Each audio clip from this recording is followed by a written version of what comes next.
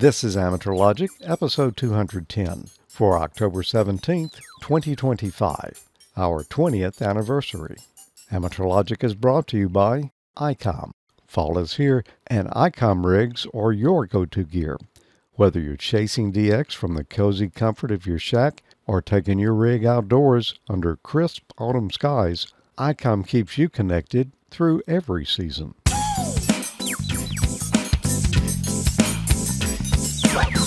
Good evening, everyone. Happy 20th anniversary or birthday from everyone at AmateurLogic.TV. I'm George. I'm Tommy. I'm Emile. I'm Mike. Hi, everyone. Yeah, remember and that's me? Peter. Yeah, y'all remember Peter?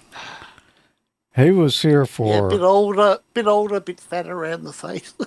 Well, it's sort of like the rest of us here. I don't want to talk about that. Yeah. It's really going to be like watching a time warp when you see the early episodes tonight. Oh, yeah. And then as we move on into the later ones, you can like see us age before your very eyes. Well, Peter, it's good to have you join us for tonight's special episode. Jimmy couldn't be here. We had hoped he would, but we're glad that you made it. Absolutely. We're going to go through a few videos, I understand. Should be good fun to look at us from a long time ago. We've got 40 video clips lined up for tonight. When we decided that, well, it's the 20th anniversary and it's time to do a best of again, we didn't think about 20 years worth of videos that we would have to go through and try to determine what's the best of. So we're presenting a mixture now. It'll be the best of and the worst of both, just to keep it even. May be here for a while, so get yourself something to drink or get you a snack. It's 20th anniversary, so we've got a nice prize package there that we're going to be giving away toward the end of the show here. Compliments of Icom America and Gigaparts. Yep. The IC-705, a power supply, Intellitron power supply from Gigaparts, an Explorer carbon fiber mask from Gigaparts. Yeah. If this doesn't show up, it'll be in the back of my truck, so if you need it, just holler. Well, I've got the Gorilla Tape right here up under it. I was going to tape it down to the table so you couldn't run off with it. And an Intellitron dual display atomic clock there. So somebody has already won.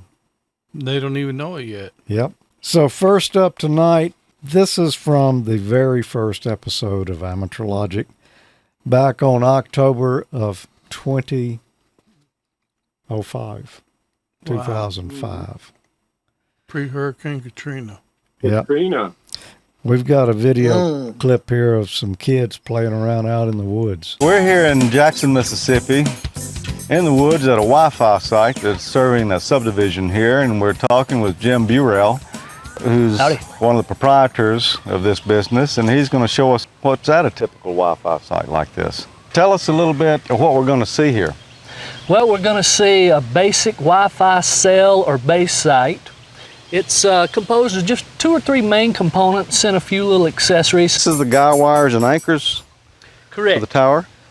3 anchors, 4 guy wires, each anchor 120 degrees apart. Now, we are here in Mississippi, and there's a hurricane approaching as we speak. It's expected to make landfall in the next couple of days, but it won't bother us here.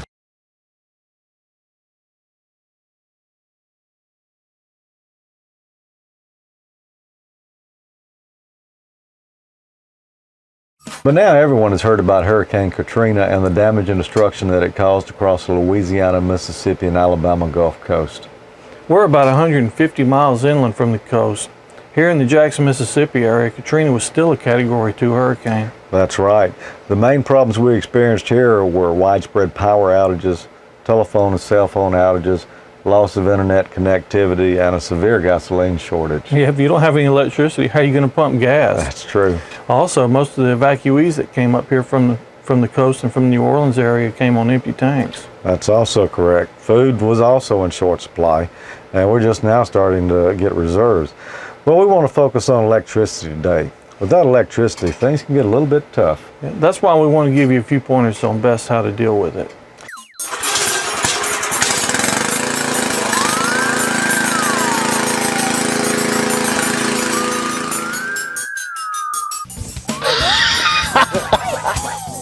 AmateurLogic.TV. We're not fooling anyone. And that's just as true today as it was 20 years ago. Yep. Who were those people? Yeah.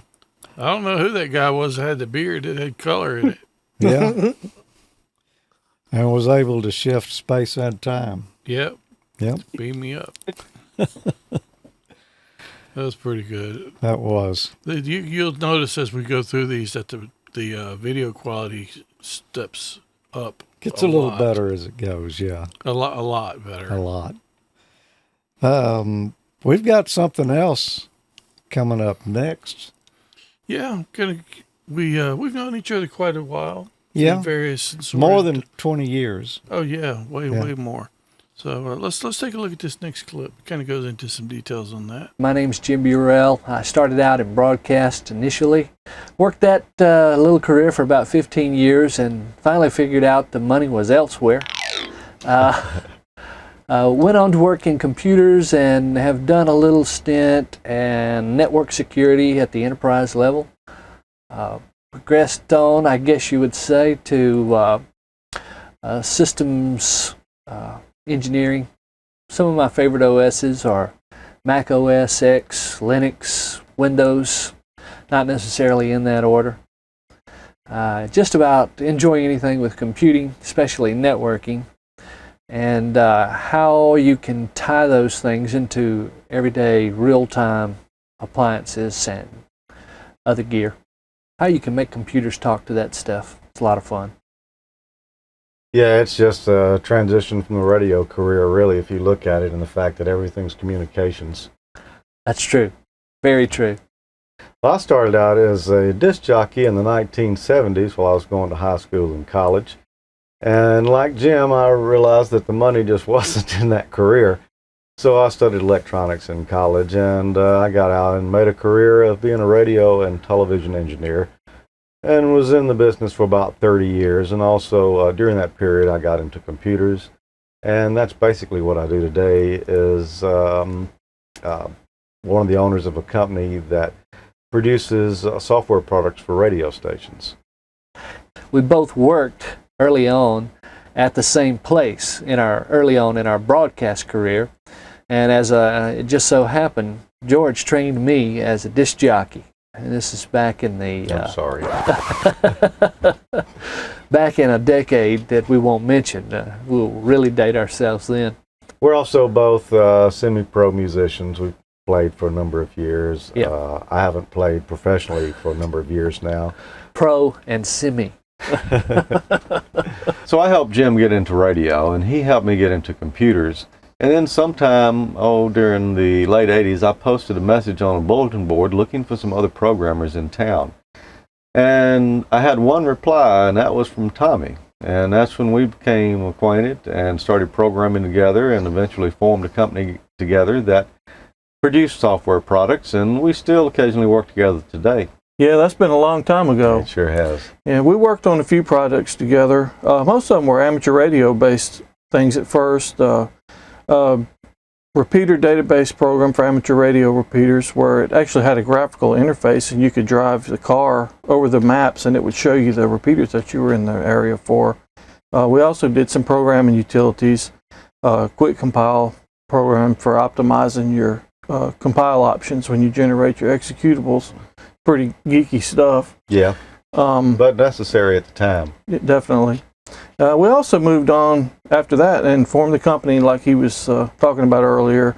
We specialize mostly in products for broadcast industry. Those things were a lot of fun to work with. Yeah, I still enjoy it. And you're a photographer too. Yeah, I do some freelance photography for several newspapers in the area. Been published quite a bit. It's a lot of fun. Keeps me out of trouble. Some. Yeah. I'm also still a professional programmer. Most of the time I specialize in database applications using Microsoft products. Although I have done some stuff with some of the open source tools now. And I do a lot of software for Pocket PC and Windows CE devices as well. And who would have ever thought that one bulletin board message would have led into all this? Really? I mean, you never know what kind of trouble you're going to get into, do you? There's a lot of weird people lurking out there on the BBSs. Man, we were on the bleeding edge back then. I remember somebody's name on one of the BBSs being the Lurker. The Lurker. Oh, yeah. Yeah. Probably so. Yeah. So we started the show in October of 2005.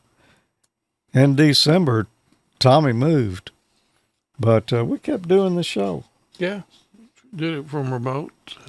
Tried to. Yeah. Well, we did it. Early on, you know, this was 20 years ago. So streaming audio and video weren't quite as good on the internet then.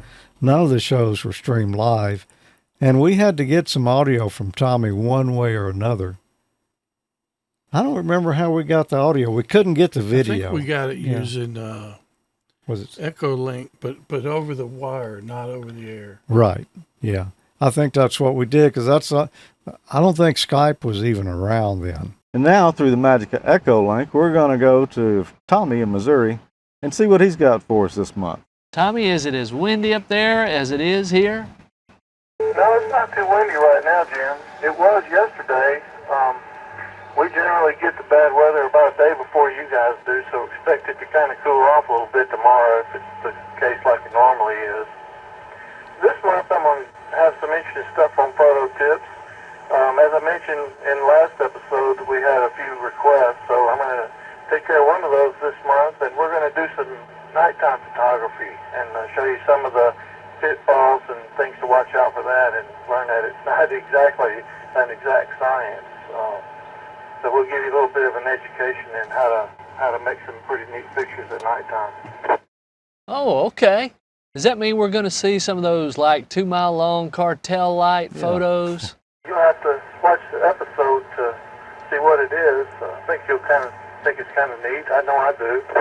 Well, sounds like he's going to keep us in suspense, Jim. Let's just go ahead and watch it. Shut up, fool! Because you want the snow to be white, you're actually going to have to increase the exposure on your camera. Take the picture again and check the histogram. You don't want to have clipping, but in a scene that's predominantly white, you're going to want most of the data over onto the right-hand side of the histogram. Keep a check on your histogram. You should check with your doctor. Photo tip. Glad I was waiting for I Pity the Fool on that clip of Mr. T. I didn't know he was doing that. When I saw that, I almost died. It was so funny. It was so funny. Yeah. That's another classic. That was one of the classics. Yeah. One of our most popular episodes ever was the Cantenna Oh, episode. yeah. It had a lot of views. Because that one was a little different. You know, that was an active Cantenna. It wasn't just a piece of coax to an antenna. It was the whole thing. It worked good, and I still have 2 of those. Hook it up, see if it still works. You can get drivers for it. Yeah, true. I bet you Windows probably has it in there. It probably recognized it. Yeah. Probably. And I don't think any of my neighbors have open Wi-Fi networks anymore, but who knows? They did back then. Today we're celebrating episode 3 of AmateurLogic.TV. I must say, George, I like your style. Thank you, Jim. Ah, fine grape. Yeah. Would you like a little more? Suits my palate perfectly, yes, thanks. Cool lamp. It's not something you're going to find locally, but we'll show its use anyway. We take a damp cloth and just a small amount of the powder.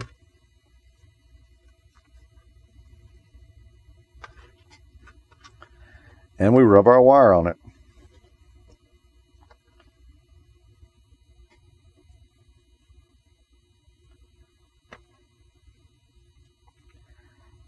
Now this stuff is highly toxic, so you don't want to breathe it. The piece of wire on the left is our element. It's been silver plated, and the piece on the right is just bare copper. Now, the heart of this project is the Linksys Wireless G USB network adapter. We'll be removing this piece of the antenna. All we want here is the cable. Now it's time to mount our board back inside and to reattach the coax to it. And here's the finished product, our Active Cantenna. In 3. George, another fantastic project from the bench. Thanks, Jim. I always enjoy doing them. I love them, I tell you. Yeah, we appreciate everyone who viewed episode 4 with us today. Nice. This was episode 3, so I don't exactly know how you watched it. I was just thinking, this is incredible, isn't it? Incredible.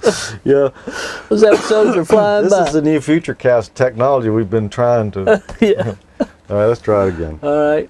Back then, there was us and there was just a handful of people doing similar things out there, but none of them were like that technology related. Remember those guys that sent that clip in? I think it was a takeoff of Office Space or something. I'm not even sure if Office Space was out, but it kind of makes me think of it. But Lin and Jay Hood. I always called him J-Lo and Lin, but that's definitely not J-Lo. Okay, turn it a little bit more to the north. All right. I'm starting to pick up something. How's that? I don't believe it. Good. Hey, y'all come look at this. I'm Lin. I'm Jay Hood. We're from To Show. We're joining you from lovely Chicago, Illinois right now. Check us out on toshow.org. Right now you're watching AmateurLogic.TV.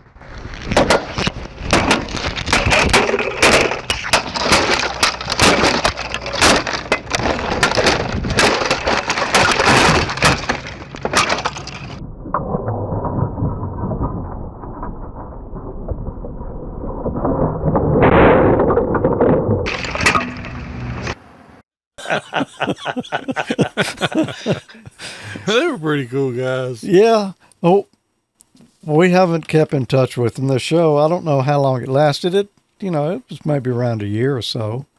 I'm not exactly sure, but apparently they weren't quite as stubborn as we were. They're probably in their 30s or 40s now.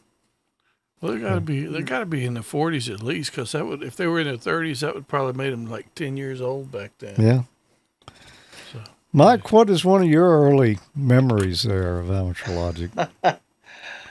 Well, I remember a particular episode, and this definitely demands a "do not try this at home" disclaimer. And it kind of reminded me of a kid, because all the neighbors and that would bring me their old junk radios and TVs, and I would salvage them for parts. But I never did it this way. Have a look. Welcome to Let's See What Crazy Jim can come up with next. This is a little something that I saw and actually heard on the QRP reflector Echo Node Link QRP-L, I think. What we're talking about doing here is taking this propane torch that you see, firing it up, putting it to the back of this printed circuit board that has a lot of capacitors, resistors, inductors, what have you, and heating up the back really good. Our thought there is we're going to bang it into this box and maybe not sling anything into the camera lens that way or onto my legs. I'm wearing shorts today, you can't really tell. At least they're kind of stuck up under the table right now, so maybe they'll be okay.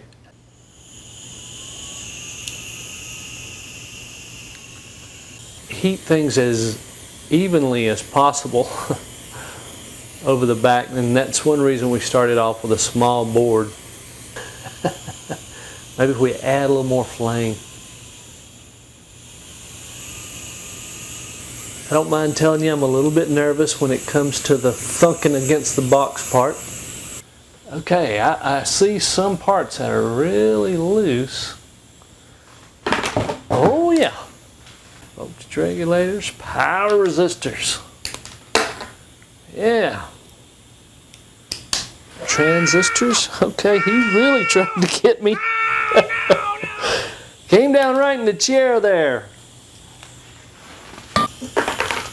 Small pieces stay hot for quite a while. And so you can just really pull those right out of there. Whoa, okay. Try not to hit your propane torch. Words to live by, is that what you said? Yeah. I just can't believe Jimmy did it indoors too. Yeah. That's another He classic. gets double bonus points for that. Yeah. If we had a most memorable clip out of all, I think that's probably the one. It's in the one. top 10, definitely. Oh, yeah, no doubt. Oh, yeah.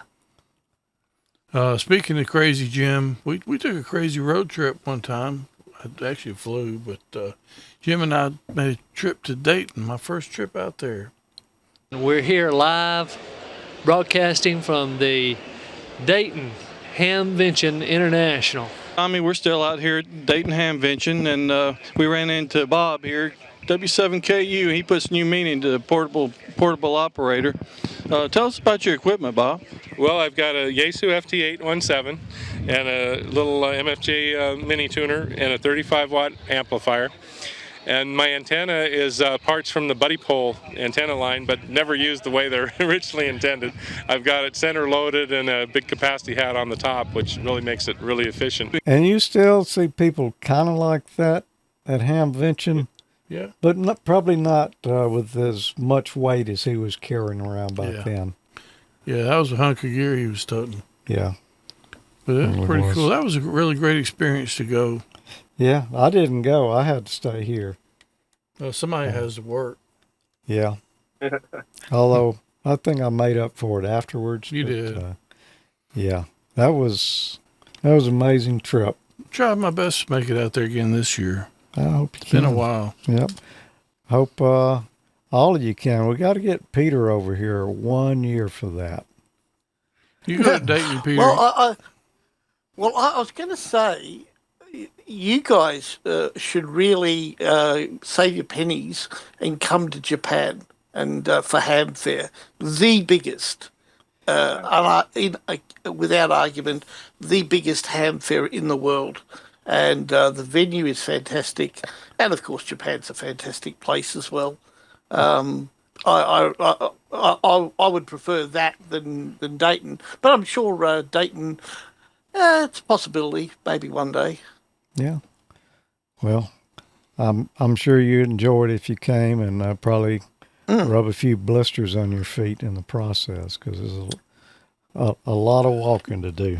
Being ham radio operators, field day is a fun activity. And years ago, none of us really did it. And I think this is the first time, you can't say we got serious about it, but the first time we really participated. As serious as we get about anything. Yeah. And there's footage to prove it. I have amateur rig that'll operate off 12 volts. Why couldn't I just operate it off the lawnmower here and use it as an emergency generator? Let's run the engine on up a little faster. It's headed towards 16 volts. Now that might be a little bit high to go operating a radio from. Okay, 7-3, have a good contest.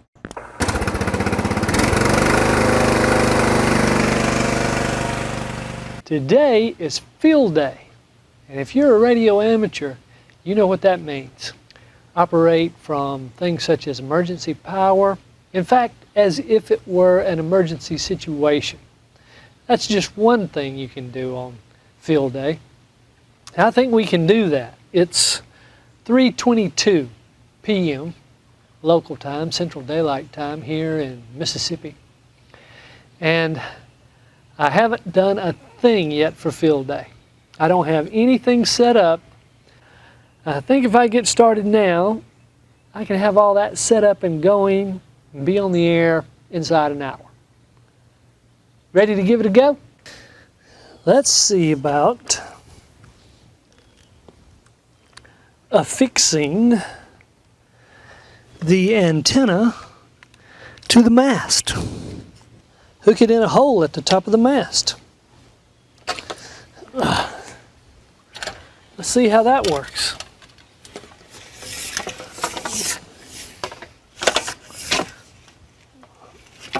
Of course, anytime you're raising any kind of antenna structure,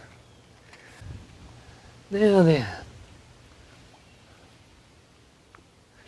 whoop.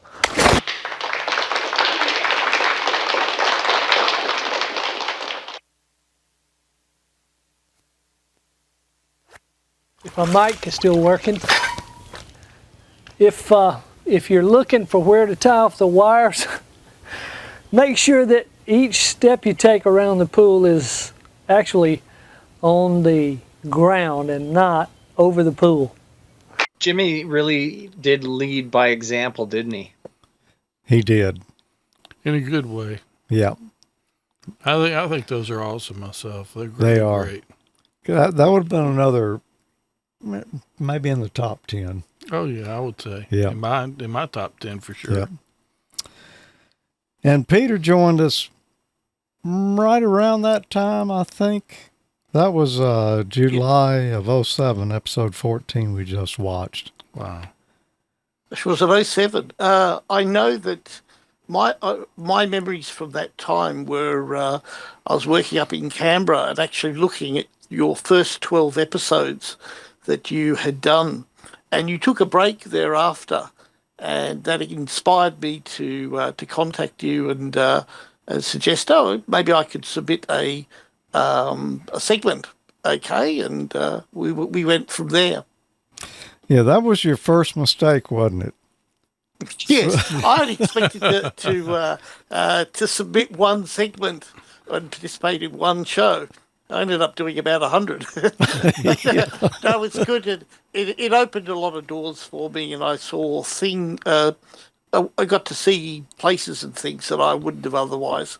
And had it not been for that fact, I wouldn't have travelled over to the US and met yourselves and gone to Huntsville and Washington, D.C., which was a blast. Yeah, I'm glad you did. Yeah. So one of your early segments? A friend of mine had built a mechanical television. I think John Lergy Baird originally built one of these. Fascinating bit of technology. And if you watch the segment right through in your own time and have another look at it, the principles that you see in there for the way they construct the images, I've actually seen replicated in something called quantum imaging, which is a state-of-the-art method of imaging things that you would not ordinarily be able to image, and they use single-pixel cameras. So it's really quite interesting. So yeah, a bit of early tech. That rather made this different to later systems that came along. Doesn't like that. Unfortunately, it's very, very difficult to photograph the screen of essentially a stroboscopic disc. To finish up this segment, and to give you an idea as to just how good the images on a mechanical TV can be, here are a few still images taken of local amateurs and the Maltese cross. Quite good for a spinning disc. Yeah, that's pretty amazing. I kind of forgot about that one. But of course, the vacuum tube technology was far better and ended up displacing it. Yeah. And you had another segment next month after that. You had one. This was will be in the top 10, I think. Oh, yeah, I love this one. I have memories of this. Philips FM 900, I think, from memory. There were a ton of them available at hamfests, and people would actually modify them for use on 2 meters and some other bands as well.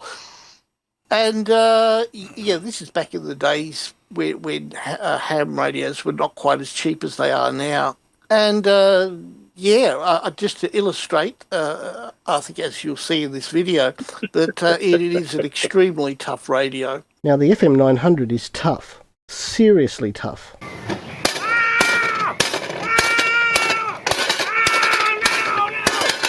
To demonstrate how strong the FM 900 is, our guest is going to drive over it in the heaviest 4-cylinder car known to mankind, the Toyota Camry.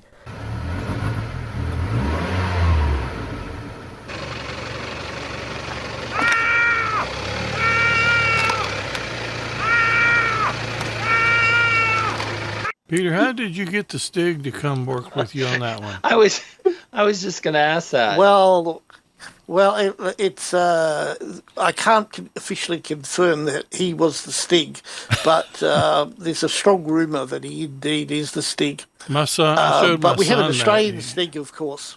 My son saw that look one. At, he asked, "Is he the Stig?" That's when he was pretty young. Yeah, dear, a little story actually. Somebody once, a young kid once contacted me and said, "Oh, you know, are you really the Australian Stig?" And because it's actually in my Facebook name or in one of those social media names, that Peter the Australian Stig. And I had to be honest with him and say no, sorry.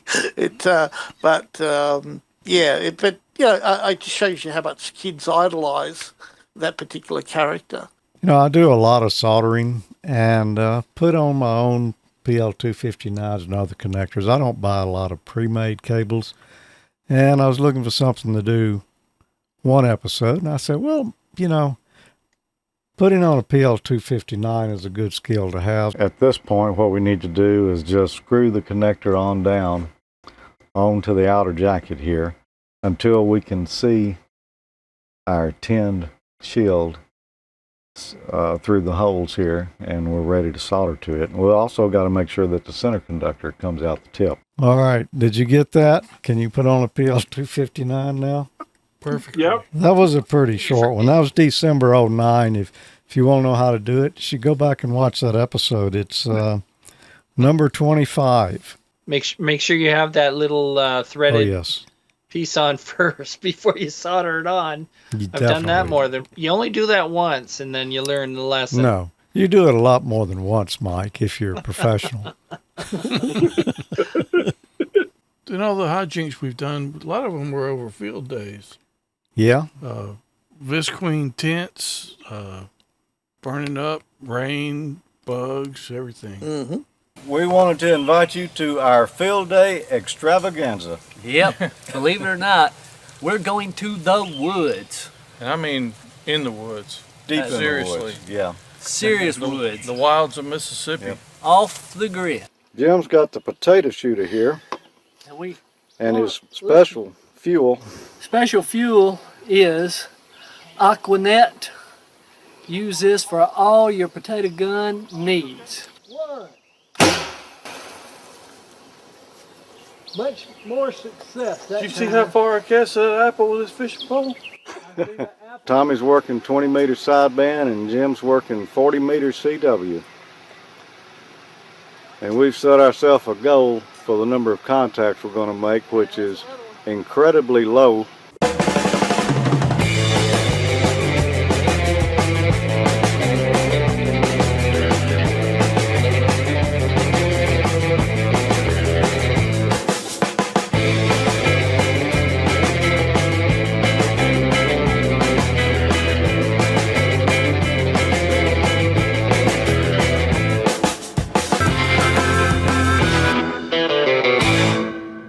Well, the first one didn't work out too well. It didn't go far enough over the limb to drape down where we could reach it. I think we got a good one. It's a good thing because it's kind of like Barney Fife. We only got one bullet. Well, it's 10 p.m. Central Time. You can hear the crickets and the generator running. And things are going better now. We are starting to pick up a few more contacts. A few years ago when we were in the woods, we were still operating out of your single canopy there, the screened canopy, which, you know, always worked good for us. It was kind of warm. Yeah, we actually had an apartment this time. We pretty much did, didn't we? Yeah. So underneath this beautiful piece of architecture, we have 2 awnings set up. Wayne had a big tarp, so he came up with the idea to string it up and drape it across the top of them, which that helped to keep the shade off, keep limbs from falling on them, and if it rained, it gave us a little extra protection. We got an air conditioner going through over here where we cut a little hole, and Wayne had a little 5,000 BTU window unit he brought sitting on a milk crate over there to keep it off the ground. And the generator's still happily purring along up there in the rain. We've got these nice looking little vines here that are growing on the trees and on the ground. Maybe we can figure out what those are. Good old poison ivy. They got a bumper crop of that stuff growing out. Huh? Well, I just said leaves of 3, let them be. Yeah. Yeah. That's right. Yeah, now you tell me.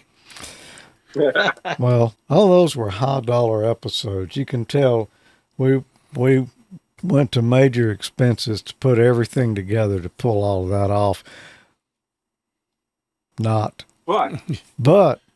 in episode 36, I remember things taking a turn for the cheap. Hello, and welcome to Cheap Old Man Minutes. On this minute, I wanted to go over a cheap, easy to build mast made out of PVC that you can use for emergency communication situations or just something you need to throw up quick in certain situations. At the 5-foot level, it's glued and screwed together.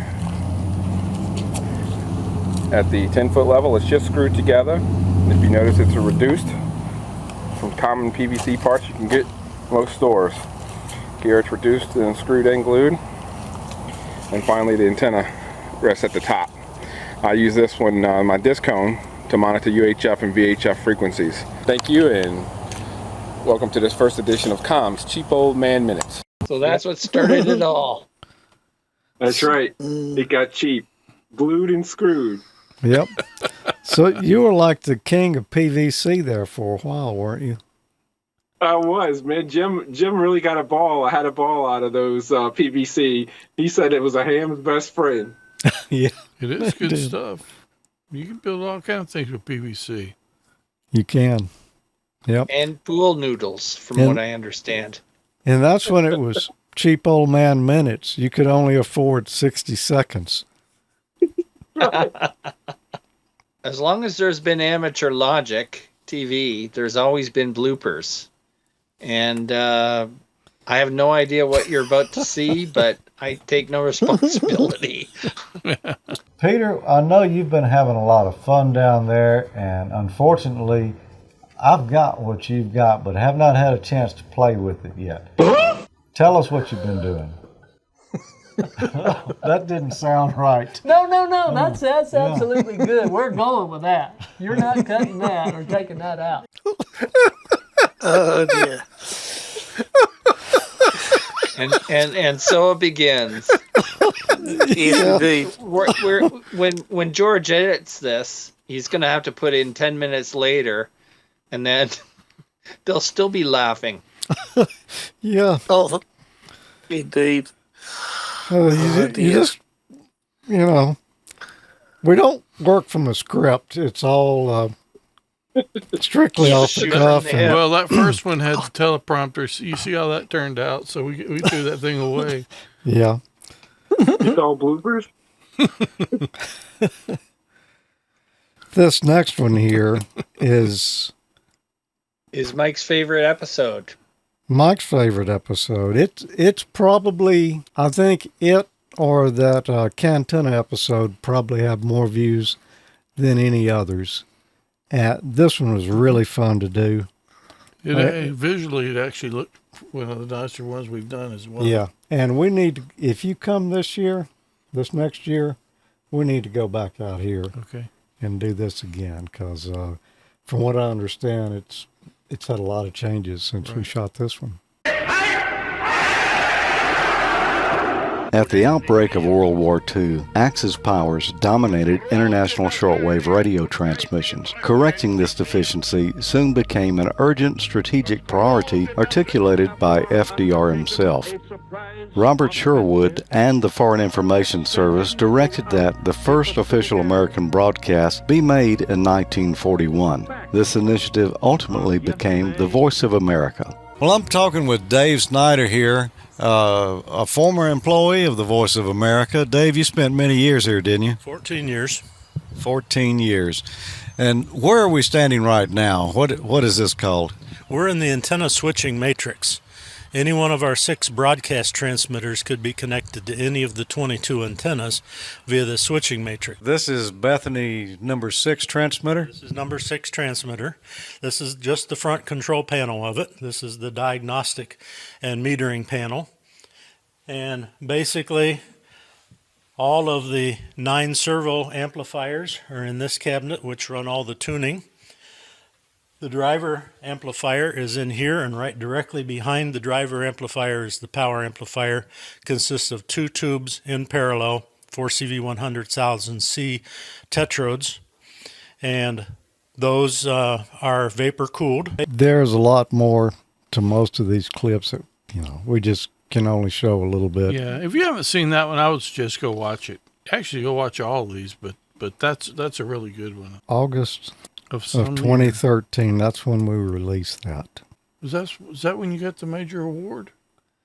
That same year. Yeah. That's cool. Yes, let's take a look at that. Next, I'd like to bring up a familiar face in amateur radio. And we have with us George. You all know George. Smoke and Solder, Ham Nation. George A. Thomas Jr. Whiskey 5, Juliet Delta X-Ray. And how many of you have seen his program? Either one of them. Is that all? The rest of you need to see this thing. He has some great programs. He's sort of the red-green of amateur radio. Great program. Anyway, he started out and actually is a broadcast engineer by trade. And I think you all know him. And without further ado, here's George. Thank you, Michael, and thank you everyone here who watches Ham Nation and watches my original program, AmateurLogic.TV. I wouldn't be here if it wasn't for my partner Tommy with AmateurLogic and my good friend Bob Holland working with us. It takes a whole group of these things together. We're very fortunate to be working with these people. Michael, I don't know what to say, but I wish that we could give an award to Becky for the best hamfests ever. Thank you. Thank you, George. Congratulations. Special achievement. There was no leg lamp, but that's a pretty nice honor. Well, it was, yeah. And it is for Julie. Yeah. Yeah. Did it break? No, it didn't break. Okay. It's sitting on the mantle in there. Okay. Yeah. So I was mighty honored to get that. Yeah, that's pretty cool. Don't know how that happened. Obviously, they were running low on contestants that year. Yeah, I don't think so. No, I don't think so. Anyhow. How many years did you do your smoke and solder segments on Ham Nation? 10, maybe. I don't remember. It was a little more than 400 episodes. Wow. Yeah. And you were still doing them when AmateurLogic.TV came around. Well, AmateurLogic.TV came around first, but yeah, you were doing both for a while there. Yeah. Yeah. Sometimes things don't go just right. Peter is supposed to be They're never going to believe that we have bloopers. I know, but Peter's going to introduce this one. He has no idea what it is. I've got no idea what bloopers will be, but here it is. I've got an email here from, sorry, can you just hold it just for 1 second there? Sorry about this. My cat wants to come in, so sorry about that. Yeah, I've got an email here, George, from John. Oh, I bucked that up, sorry. Yeah. Hang on, just a moment. I just my kids and that have just gotten up. I just want to get them to turn down the TV a little bit. Many years ago, one of the first things I did when I got my license was I started playing around with packet radio, and sorry, my cat is playing in here. It's just yeah, sure, George. One of the first things I did when I started playing with Behave Cat. Sorry about that. Okay. Yeah, George, one of the first things I did when I started was, let me start again, get my head straight here. Yes, George. One of the first things I did when I got my license was I started playing with packet radio. And whilst packet radio has died off a little bit over the years, so this out, shoot, out, go. Where I go here? Okay, yeah, George.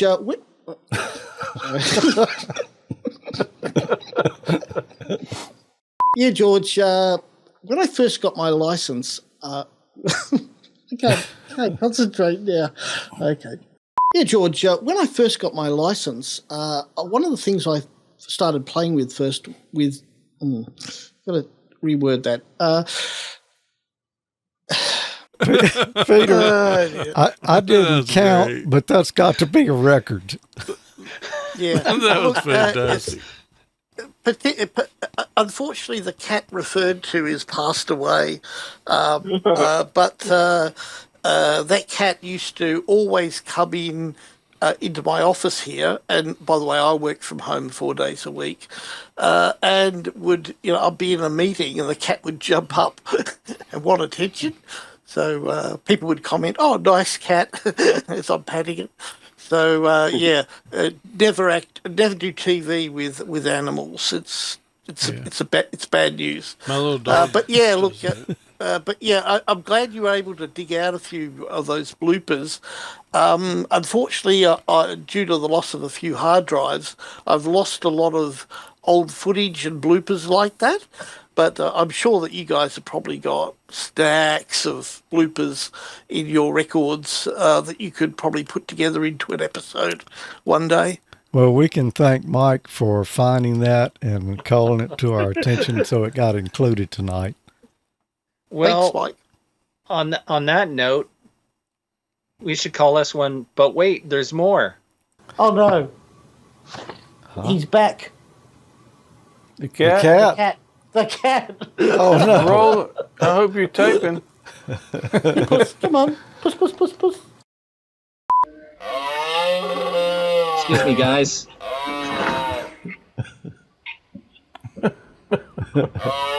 Okay, sorry about that. I had to let the moose in. Oh, dear. Yeah, how is the moose doing, Mike? I haven't seen the moose in a while. I'm getting a little concerned, but this summer's been extended. Basically, we've only had cool nights this past week, so it's still early yet, and I would expect we're probably not going to see him until late November. So far, if you've been watching the show, you would think this was probably a comedy show. I don't know where you'd get that impression, but some of the stuff we actually covered serious things, and had a good time as well. But we covered a lot of technical topics and how-tos, and just hold my soldering iron and watch this type of things. But you never know. Really, I think someone who contributed a lot to some of the hijinks or the entertainment aspects of the show was north of here. Not me. Yes. It was you. Well, I guess I have Google Plus to thank for that, because that's where it all started from. This is from December of 2013. I'm offering some interesting products. I think that, your typical ham would really like the clap, for example. Yeah. What does the clap do, Mike? Well, the clap, you can remotely turn on and off your HF rig. Every ham needs one of those. What else have you got there on page 1, Mike? Well, we got the Uggy. If you've spent all your home heating money on new ham equipment, the Uggy has you covered. You don't need heat with the Uggy. You just put one of those things on, you're toasty warm. You're ready to operate all night and day. Yeah. You can see how cozy they are. I mean, Tommy, you're just sitting a little too close for comfort there. I couldn't move. Yeah. This is my favorite one, Mike. Can you tell us about the Crazy Jim Deluxe kit?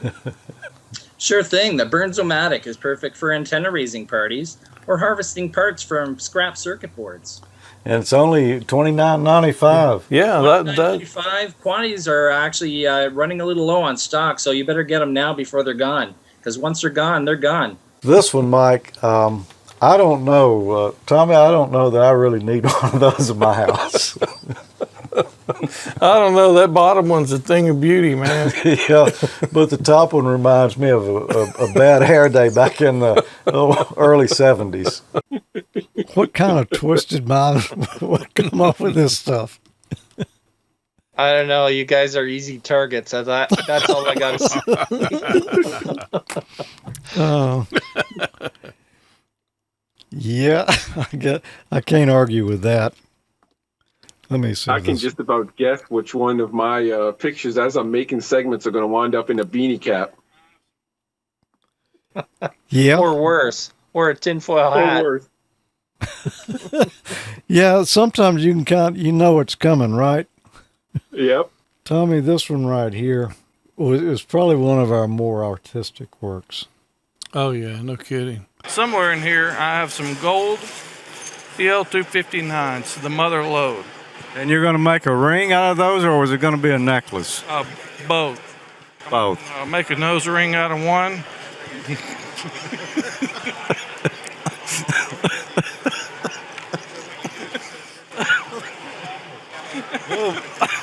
We found the blooper. That might be going just a tad too far. Yeah. Are you just going to screw it in? I don't know. Sometimes I open my mouth up, stuff just comes out of there, man, without any filter on it. Yeah, I've witnessed that a number of times, and that was definitely one of them. Well, we're going to take a quick break right here and come right back. But first, let's get a message from our sponsor who makes all this possible. Pumpkins plaid and plenty of QSOs. Fall is here, and Icom rigs are your go-to gear. Whether you're chasing DX from the cozy comfort of your shack or taking your rig outdoors under crisp autumn skies, Icom keeps you connected through every season. Remote ready, contest capable, and built for serious signal, step into the future of amateur radio with Icom's powerhouse trio. The IC-7760 HF digital transceiver, the IC-PW2 1 kilowatt HF 50 MHz linear amplifier, and the all-new RC-7760 remote controller. Designed to work in perfect harmony, this system offers full remote operation, high output power, and seamless integration across the bands. The RC-7760 remote controller serves as an extra control head, and up to 5 can be registered to the RF deck, though only one can be active at a time. For wireless connectivity, simply connect a commercially available Wi-Fi access point via the LAN port. Whether you're working from the shack, the field, or a remote site, you'll experience crystal clear audio, digital precision, and amplifier-grade power, all from a single unified interface. It's the ideal setup for contesters, MCOM operators, and high-demand users who expect more from their gear. The IC-7300 combines intuitive touchscreen control, real-time spectrum display, and superior signal purity into one compact rig. Built for satellite, EME, and weak signal enthusiasts, the IC-9700 combines all-mode operation on VHF, UHF, and 1.2 GHz. The IC-705 go-to rig for outdoor hams who love POTA and SOTA activations. A large color touchscreen with real-time spectrum scope and waterfall display for intuitive function and setting operation. The IC-705 provides big radio features and performance in the palm of your hand. Enjoy HF to 50, 144, and 440 MHz with D-Star, SSB, CW, RTTY, AM, and FM modes. For more information about all of ICOM's great amateur radios, visit icomamerica.com/amateur today. Thanks, Icom, for sponsoring Amateur Logic. Absolutely. Appreciate them. They've been with us a long time. They have. I don't know how many years, but a number of them, and they're making this contest possible tonight. We're going to give away Tommy's radio over there. What? No. the IC-705. One similar. Can I just send out a personal thank you to Ray Novak? Yes. Thanks for your sense of humor and for not firing us for acting up every once in a while. Yeah. Oh, he gets in on the act sometimes too now, to be honest. Oh yeah. I mean, he's pretty serious, but he's got a wicked sense of humor. Oh yeah. And he was possibly going to make an appearance with us tonight, but he came up with a conflict that prevented it. So he's not with us, but we'll have him on a show soon and catch up on some That would be great. I had the pleasure of meeting Ray when I went to Huntsville, and he's a great guy, and he took us out for ribs, which was wonderful. But he also gave us a little bit of an insight into, shall we say, the goings-on behind what goes on at Icom and some of the considerations they have. And, a fascinating person to speak to about the industry, and, a great contact to have with our sponsors. Yeah. Super knowledgeable. With your sponsors, I should say. Now, this next one, you decided, I think, that Tommy and I were not properly cultured. Is that what was going on here? I don't take that inference. Being a true Australian, I like to share our culture, and you really can't go past Vegemite, which is the breakfast food of the nation. But, of course, you probably had never tried it before, so I sent over some for you. Vegemite. Yeah, now, you'd be surprised how long that will last, because, as I say, you use the stuff very sparingly. That stuff will probably last forever. Is that too thick, Peter? No, that's fine. Give that a try. That should be This looks like you can keep your wheel bearings good condition, too. I taste butter. Because you didn't put any on there. You need to get it quartered. Like mothers give it to their children? Absolutely. On purpose? It is time for the Vegemite revenge. Has he already ate all of the grits? I don't know. He's licking his lips. No. And this is grits, by the way, for you Yankees who may not have tried this. We're fixing to get an opinion from an Australian on good Southern grits. Not bad, actually. So which one did you do? Did you do? This is basically like eating porridge. So is this not bad at all? The cheese or the original, or what flavor did you choose? Oh, this is the butter. The butter. And, okay. Yeah, it's not bad at all. Yeah. Some Yankees will put sugar on their grits, but that's just blasphemy. Yeah, I figured he would like them, but I'm a little bit disappointed. It's not much of a revenge. No, it's not a revenge at all. He seems to be enjoying it. The grits were good value. No revenge for you, unfortunately. Yeah. Have you had grits since? No. It's not something I'd go out of my way for. But I have. I'm trying to think. There's a southern dish that I have tried, which was all right. Mumbo. It'll come to me later. But there's. I do like trying different foods from. I do like trying different foods from around the world. Yeah, I think it might be gumbo. That was. That's way around the world. That's New Orleans. Yep. Yeah. Yes. Now you're talking swamp food. Cajun food. Yeah. Yeah. Well, So I mean, I do like trying different foods. It's good. So you might think, as I mentioned earlier, we're just a comedy show, which we have some funny things from now and then, but sometimes we really get serious about things, don't we, Tommy? Yeah, run like PSAs. Public service announcements. Yeah, that's one right here. I want to talk to you today about something that's dear to my heart, and that's the Save the Arduino campaign. Every day, hackers needlessly let the smoke out of their Arduinos. I did it myself working on a project. I ran 13 volts into pin number 2, and I let the smoke out of it. I got to checking around, and I could buy a replacement chip for it. It's about $5 or so, and this one's already got the bootloader installed on it. Unless you've got a way to burn the bootloader to your chip, go ahead and buy the one with it already on it. It's worth a couple of dollars to have that done for you. And it looks like that should do it. Just snap it in. And now let's check pin 2, which was definitely dead. And it's working. Be kind to your Arduinos, and if you happen to let the smoke out of it, all hope's not lost. Just order yourself another chip and replace it. You're good to go.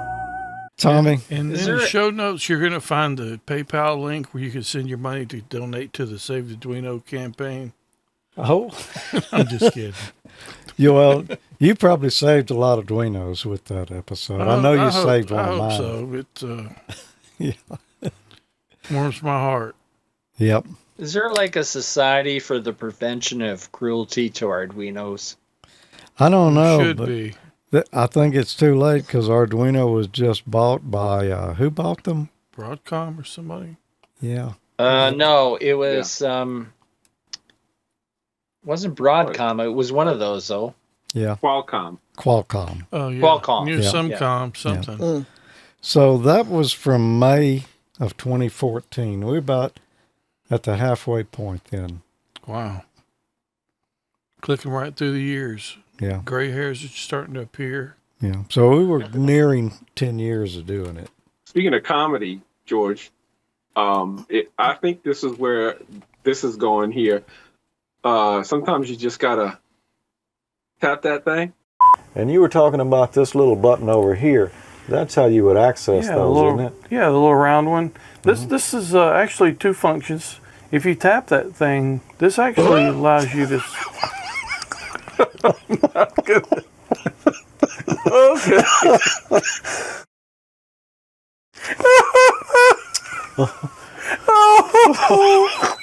You think we need to take a pause? I'm crying over here. Certain things on this program that you just can't anticipate, and you basically couldn't do it if you were trying to. Yeah.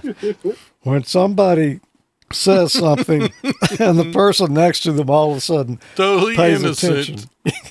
I might add. Yeah. This next one, Peter, well, you had unknown talents, I think, in this next segment, didn't you? Oh, I've got a vague recollection of where this is going, but I don't remember it precisely. But well, let's have a look at it. We've put an album collection together. I think you're going to like it, George. Wow, that's a nice looking collection. This is destined to be a Christmas classic for years. I think so. Tell us a little bit about it, Mike. All the old-time carols. I didn't know too much about them, but, they look like they've been around for a while. They do look old, don't they? They do, but yet disturbing at the same time. It's very disturbing. I'm sure this one's going to be a hit. This one's near to your heart, isn't it, Yeah, Tommy? it is. And this is about somebody's antenna that came down by the squirrels. Yeah. Thank you very much. I'll have a blue Christmas without you. I'll have a blue Christmas without you. I need a BB gun for Christmas. That's what I need. Ray will probably never speak to us again. But he did. He did speak to us again. We need another album from Rock and Ray. We do. We do. I've been trying to get him to record he was a just follow. over here a few weeks ago. Well, he was, but he didn't have his Santa suit on. Maybe Oh, that's that what must the be problem it. was. Of course, that came from the twisted mind of the E3MIC. And a twisted voice of somebody else. Yeah. Yeah, it just didn't sound like Ray did it, Mike. I thought it sounded a Well, lot like him. It could go either way, I guess. Well, yeah, I guess so. We just mentioned Ray, but also Icom and, how they've been good to the show over the years. 2 years in a row, when Dayton Hamvention was in the Howard Arena, we did live streams out of their booth right there in front of folks. A live studio audience. Yeah. That was fun, too. It was a lot of fun.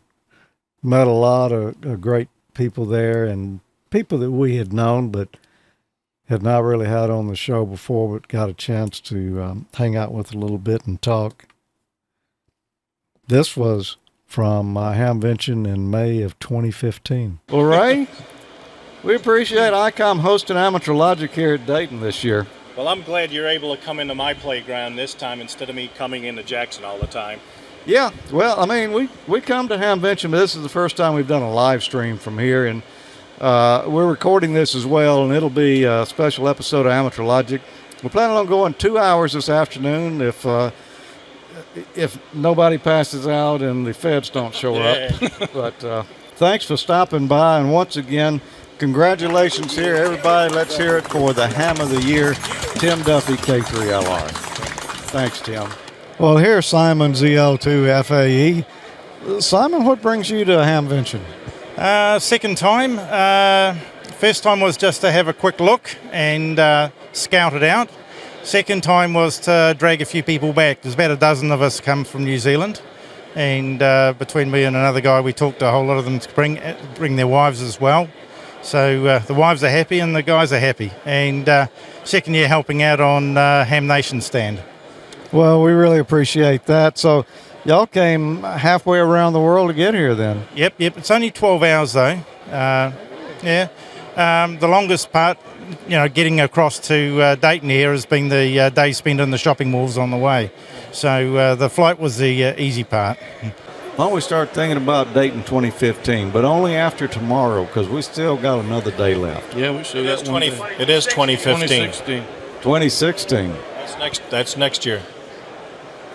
Where have I been for the last 365 days? He's been hanging with Gordo in California. Okay. I kind of miss the Hair Arena. Yeah, I kind of a lot of do memories too. there. Yeah, me too, man. It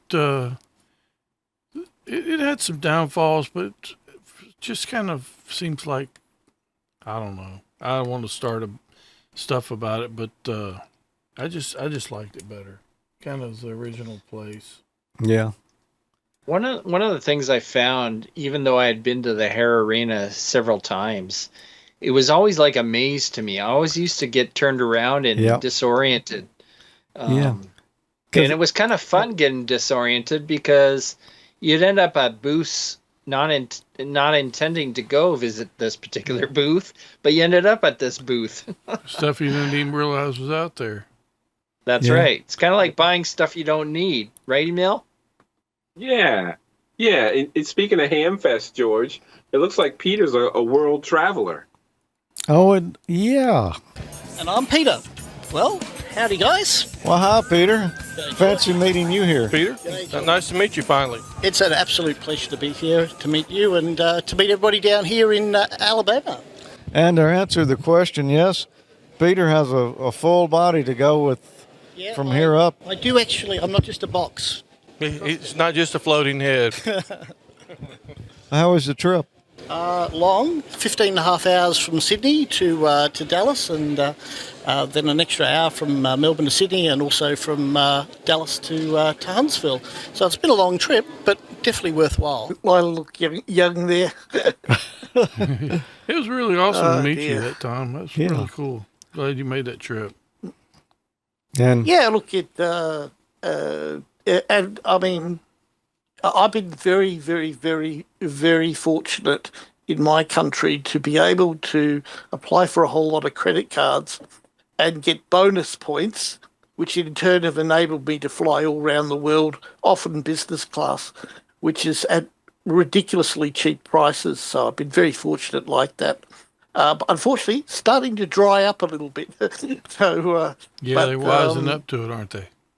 Yeah, they have, unfortunately. But still, there's a few opportunities if you hunt around. I'm a broadcast engineer, so I frequent transmitters quite often. As a matter of fact, I was at a different transmitters every day this week except today. But today's still young. It is, and I There sure you go. hope I don't have to go out tonight. But I brought a camera with me a time or two, and this is one of those trips. Today I had to go to a transmitter site, do a little work, so I thought I'd take you along for the ride. Here's the tower we're going to. You can see up at the top there is the FM antenna for a non-disclosed radio station that we'll be visiting. That's a pole mounted on top of the tower, and the antenna bays are hanging off to the side. Just below our FM broadcast antenna is another FM broadcast antenna, and below that yet another one. They recently did some work on this road after I got stuck, so it is in better shape now than it has been, but you can maybe see that there's a rut starting to get back in there again.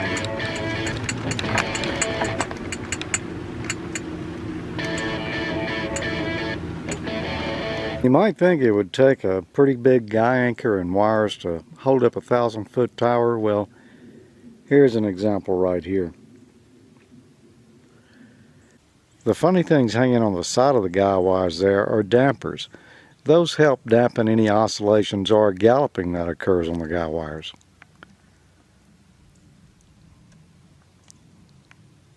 And as you might expect, there is a little slack in these lines. That's normal. We might can get a look at the studio transmitter dishes. Just how big is a 1,000-foot tower? This one's pretty big. This is probably one of the best ones around. They're not all nearly this heavy, but stainless makes a good tower.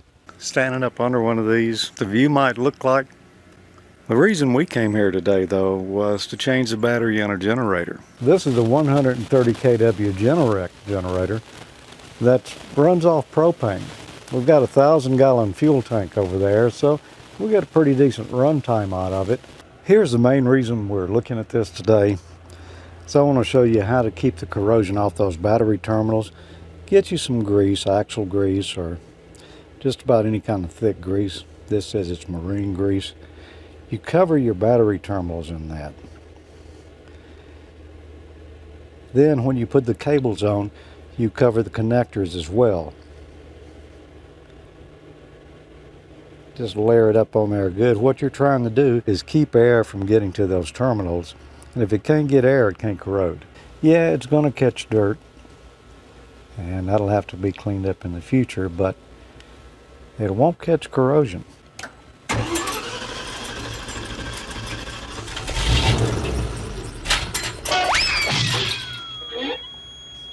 One more try.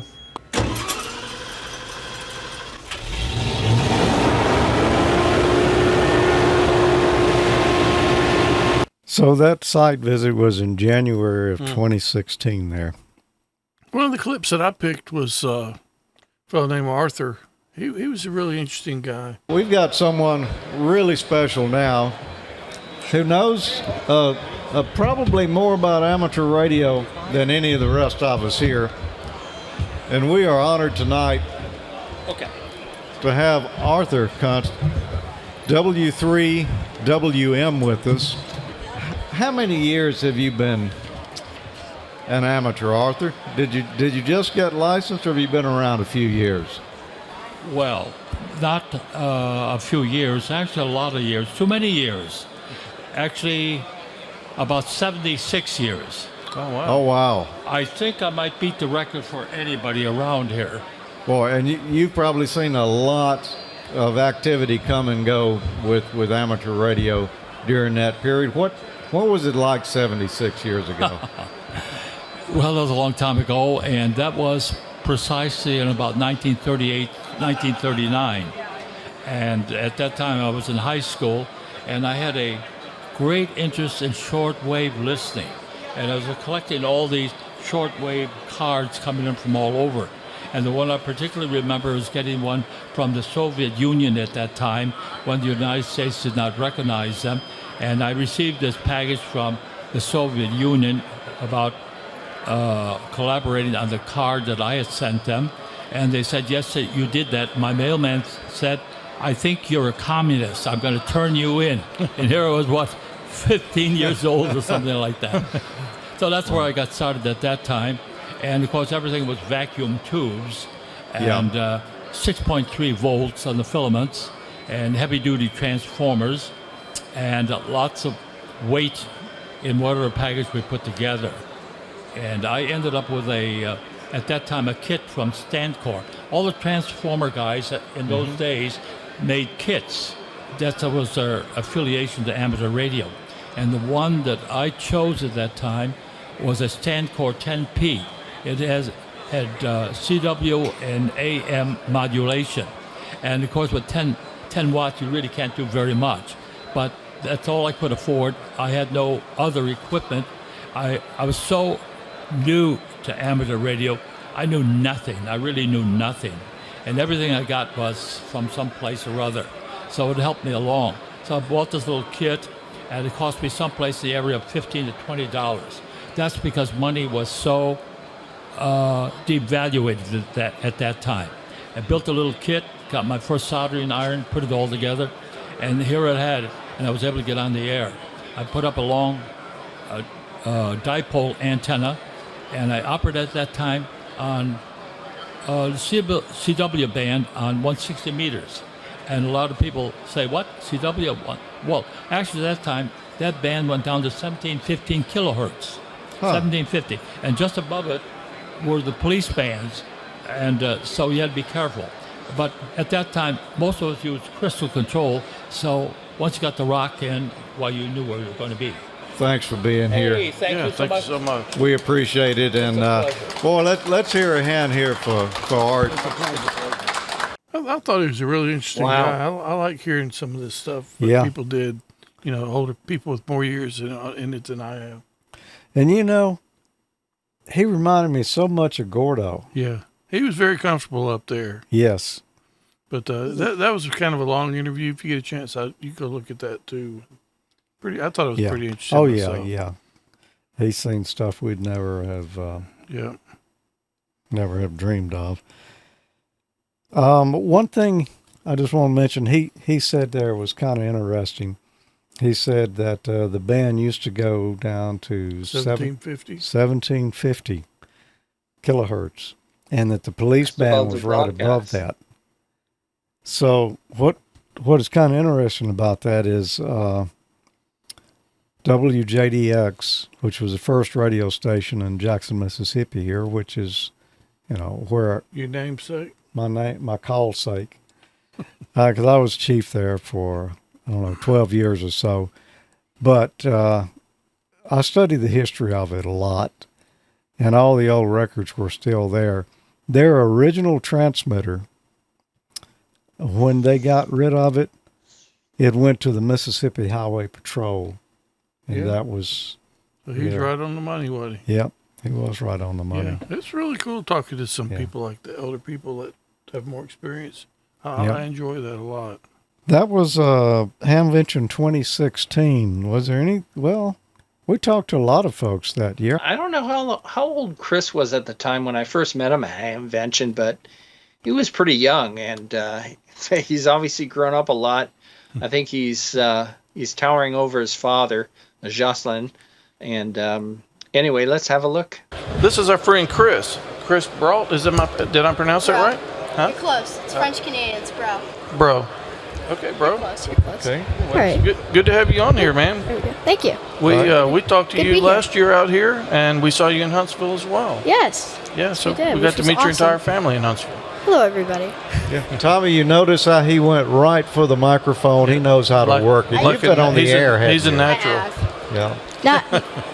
Well, we did this special event yesterday, which was awesome. It was 1.5 kilowatts, and it was an Icom 7851, I believe. Oh, the big one. It was the big one. It was nice. So I enjoyed doing that, and it was the big 20-meter hex beam out there. So it's really good. Yeah. Wow. So. Try not to be so shy too. I can tell you, mic fright. Just a little bit. Just a little bit. Just a little bit. So yeah. So how old are you, Chris? I am 13. 13. How long have you been licensed? 2.5, 2 years, somewhere okay. around there. Okay, so you got it when you're 11. Yeah. Yeah, that's great. And what class are you now? I am a general. General. Oh, that's Working on extra. awesome. You'll have that in no time, I'm sure. Probably. Yeah. So have you got any friends your age that? I have are my hams? friend Sam.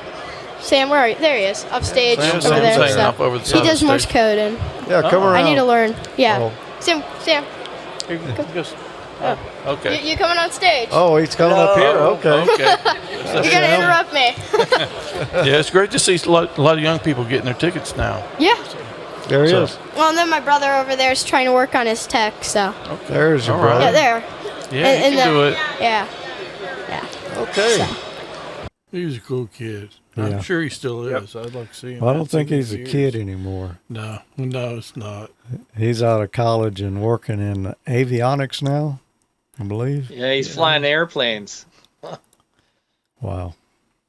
His family became good friends with all of us here. As a matter of fact, we visited with Jocelyn at Huntsville this year. Yeah. Yeah.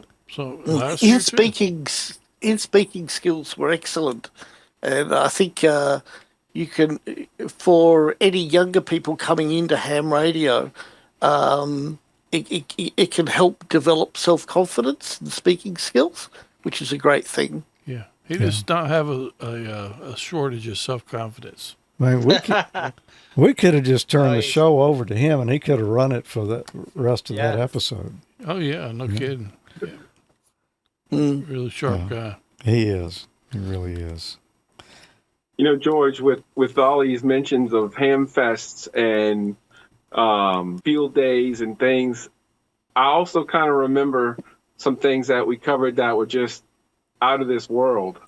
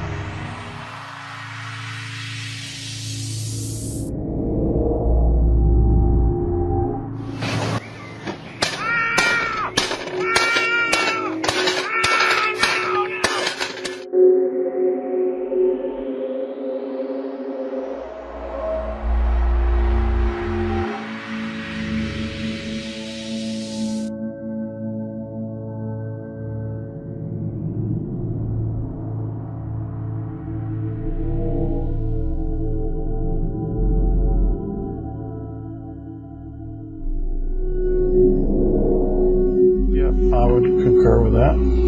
And that's what they're saying over in the chat room there. I think everybody got this one. So, yep, CW. Awesome. Okay.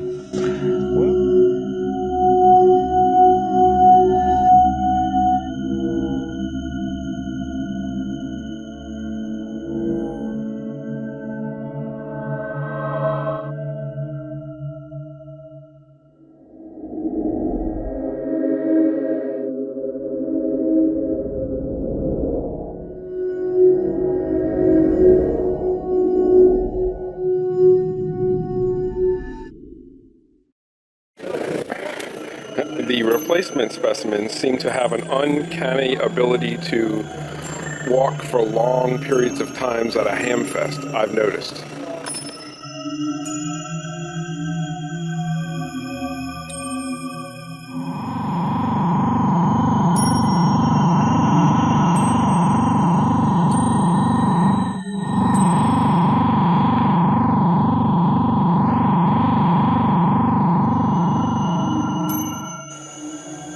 Guys, it's not too late. We can get him back. Y'all have to help me. Who's that?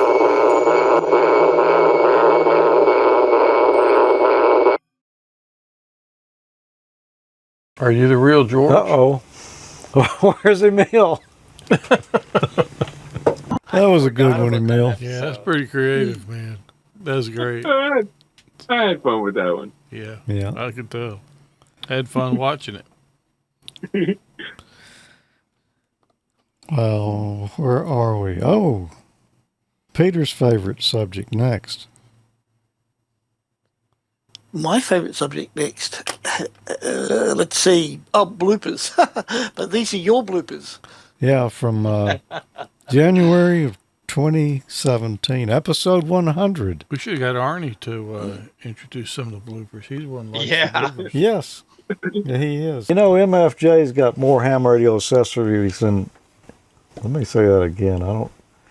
I can see Mike playing that back in half-speed theater, and then. Okay, Emile, you've got a what? You've got a Facebook pickup, reflected power, SWR, and battery law file. Because really, I was hoping for a little more than a foot.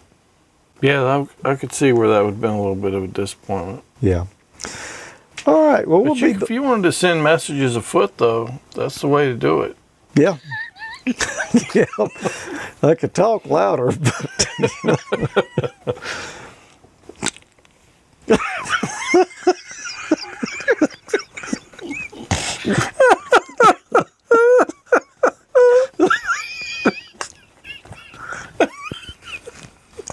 It's been a long night. Can you tell it's getting late?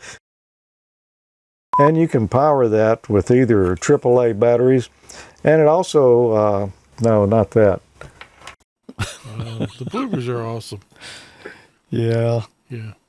You know, we've had our hands on some new products that come out here and there. Nothing to do with alien technology, though. Not alien. Yeah.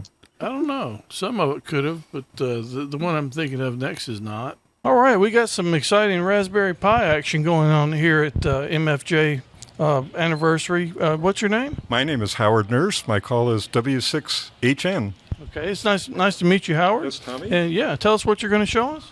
Well, we're introducing a new product today for the Raspberry Pi. MFJ will be producing some hardware. I've been working on the software, and it's a very exciting new kind of idea for ham radio. It's called the RigPi Amateur Radio Server. The program uses open source software. It will be available completely open to anybody that wants it and wants to tweak on it, but it includes the HamLib software library. So it supports over 200 radios, over 60 manufacturers. This is a collaboration of many hams that have put together the ability to control lots of radios and makes connecting to radios very easy. Yeah, well, that was a great answer. It's the one I was hoping to hear because I know the HamLib stuff, supports a lot of hardware. So that's great news. And what's important is that it's really a ham radio server. I don't know of any other software programs that allow you to connect multiple users to multiple radios and multiple VoIP users and texting users all to one server. So there's a lot of interaction that's available. Again, the RigPi doesn't need the internet to do all of this. You can use an ad hoc Wi-Fi network and do it locally over that Wi-Fi network without connecting to the internet.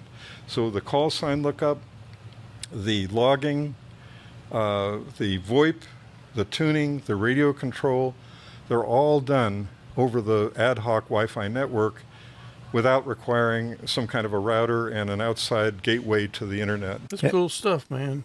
And it's still around. It is still around. You can download the image off of rigpi. Is it com?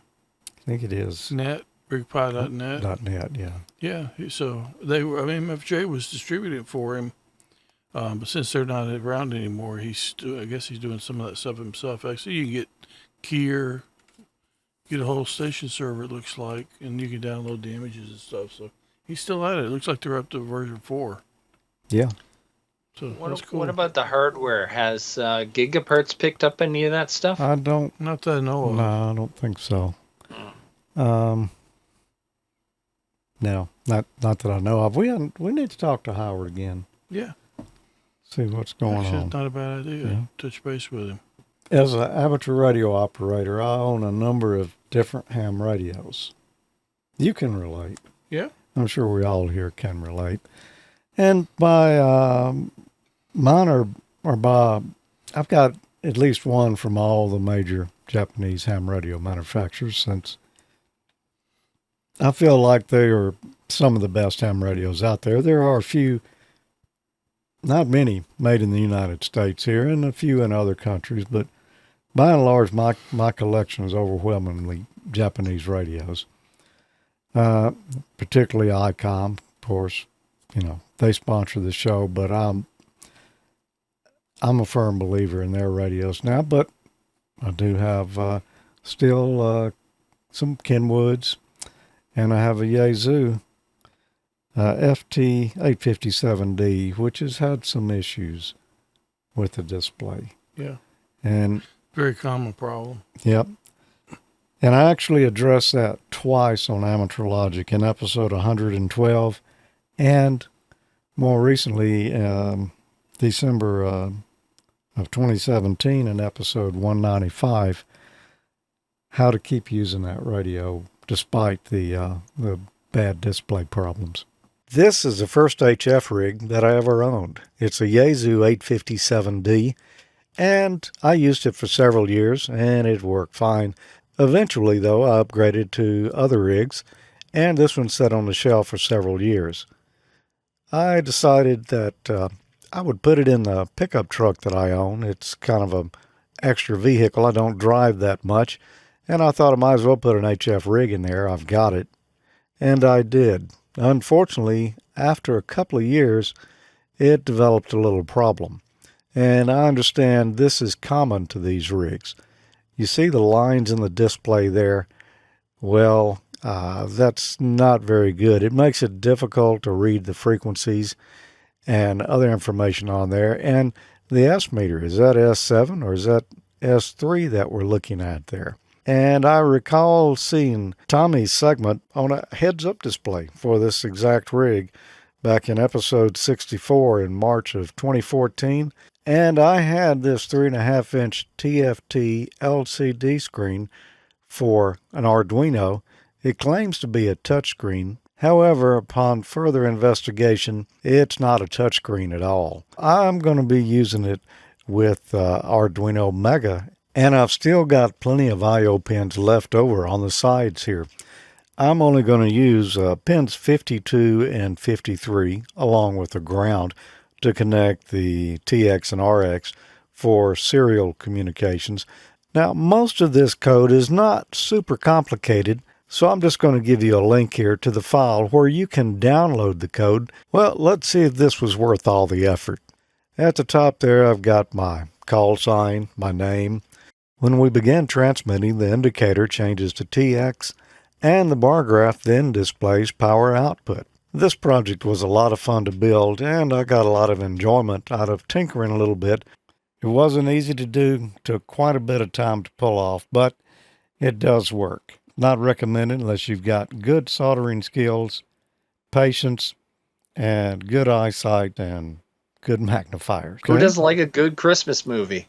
That's a great introduction. You know, it's the only time of year that you can get everybody together.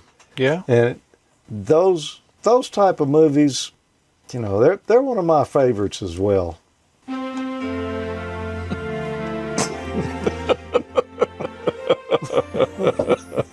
Christmas is coming, and so is Cousin Tommy.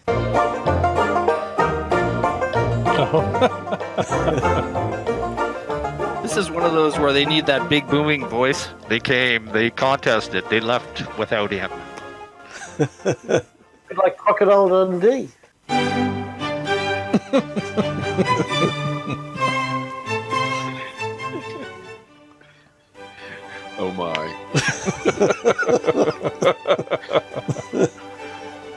You know, that just kind of like jumped right out and wrote itself, I think, on that one. That looks like Hef's robe. Yeah, it does. We couldn't afford 3 ghosts, so there's only one. That one. Yeah, I also noticed there's not a candle in the glass holder there. Yeah, so. No expenses spared at all. Christmas is not that far away. Really this is not. October, so we're going to have to put on the thinking caps. I kind of forgot about those, to be honest with you. Those were great. They were. Especially that first one with Cousin Tommy. That was classic.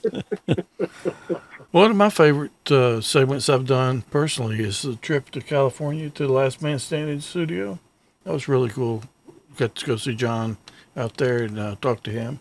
My family and I went on vacation, the 4th of July weekend, actually. Weekend before, and we were gone through that entire week. We went out to California. You know, I like doing photography and stuff, so we went to Yosemite. What do you call it? Yosemite. Yeah. National Park and Sequoia and all that stuff. And then we went down to L.A. And you know, when we had John Amadeo from Last Man Standing on with us at Dayton, he said, "If you're ever out there, holler at me and I'll show you around." So I did, and went out there and I got a tour of the Last Man studio. So that's what my segment's about. Let's look at it, Emile. Oh man, I watched every one of them. That was awesome. Okay, well, we're out here on vacation in California. We stopped by the CBS studio lot here, and we're going to see our friend John Amadeo. Well, hey, good to see you, John. Good to see you, man. Thanks for coming by. Yeah, good to see you. We missed you at Dayton this year. I know. I had a little something going on that I had to take care of here in Southern California. Yeah, and I guess for those of you that are new to it, John Amadeo's the producer for Last Man Standing. That's correct. And Last Man Standing is a great comedy show. It's got a good amateur radio little twist. It has some amateur radio in it. Yes. Yeah, a little bit. So we'll take what we can get. That's right. I appreciate it. Yeah. So I hated it when it got canceled. You were going for 6 seasons. Is that right? We just finished our 6th season, and we thought we would get a 7th, and unfortunately that didn't work out for us on ABC. But the good news is that our studio, 20th Century Fox, has decided to pick it up and put us on for our season 7. And as you can see behind us, we're just now starting to put the show back together.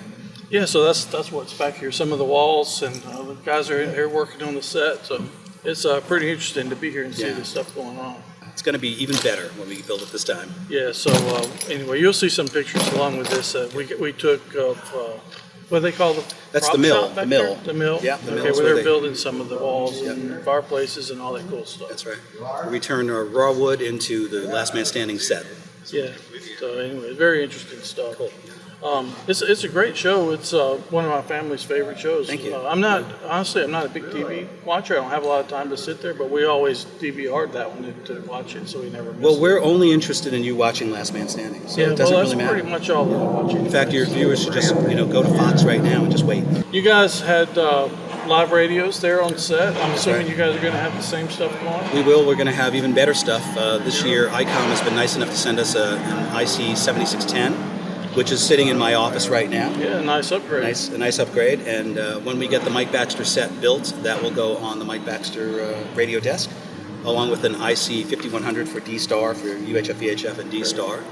You can't see it now because it's not up there, but on the roof of this building, and maybe you can get some B-roll later of the building, will go probably a 20-meter, 40-meter fan dipole and a Comet GP1 for UHF, VHF. Yeah. It's really been an incredible experience. I appreciate you taking time to show us around. I watch your guys' show, so at least I could do is contribute to it. Yeah, we appreciate it. Yeah, it's great. He's a super nice guy. And you need to check out Tim. Sorry, Peter. Go ahead. I was just going to say that show ran for 9 seasons, and it's amazing. At one point in time, and I believe you as well, were each asked for our QSL cards, which appear up in the background on the set. Yeah, you could see it over above the radio a while ago when I was showing the radio. Yeah, I mean, I'd forgotten all about that, and it's a nice memory. Very nice of him to do that. Yeah, Wow. he's actually the producer for the new Tim Allen show. I think it's called Shifting Gears. Oh, really? Yeah. Okay, cool. Yeah, it's really good. In fact, I thought the set looked a little like the Last Man Standing home that he had on that show. Well, It is different, but they might have used the same plans or something, but they tear those things down, man, and build them up each show. yeah, it is different. But I just kind of got the feeling at some points that I was watching Last Man Standing. It's just as good, at least of the couple episodes that I've watched so far. Yeah, I'll have to check it out. Yeah, you haven't seen it yet? No. Yeah, you should check it out. It's pretty good. Yeah. Yeah. Last Man Standing ran 9 years. Yeah. My wife still watches it every day.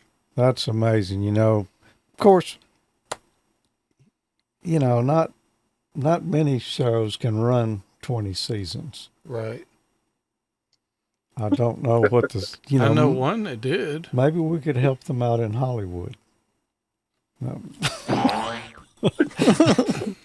don't think so. This next segment here, episode 124, December 2018, this is one of my more favorite projects I've ever done on the show here. Last month on Amateur Logic, I built a project using a DTMF decoder board and an Arduino and a couple of relays and a few miscellaneous components. I could send a DTMF pound with a handy talkie, and that would cause one relay to key, and the Arduino would generate a tone, which was transmitted back so that I could get a confirmation on whether I had turned on or turned off the relay. This month, we're going to greatly exceed what I did there. We're using a lot of the same circuitry. Everything on this side of the project is the same as it was last month. Our changes are, instead of the tone filter that we had over here, now I've got a 1 microfarad capacitor that's feeding audio into the mic jack.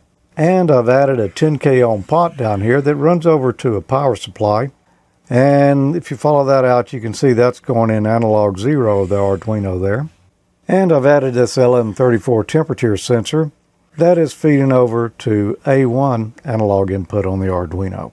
I'm not using the tones for confirmation anymore. I've got the Arduino using a voice library that's actually giving me vocal feedback on what's going on.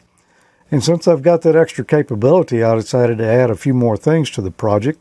The 10K pot here, what this is going to do is measure the power supply voltage for me. I had to knock down that 13 volts to something less than 5 volts that the Arduino could read. 10K pot worked great for that. And I've added in the LM34 temperature sensor here as another analog input, just feeding 5 volts into it. And it'll give me a readout of the temperature in the room or wherever I position the temperature sensor. Let's see what the project does now. I've got a 3-digit password in it. I'll enter that. Ready. Now it's ready. I've got a choice of several commands here.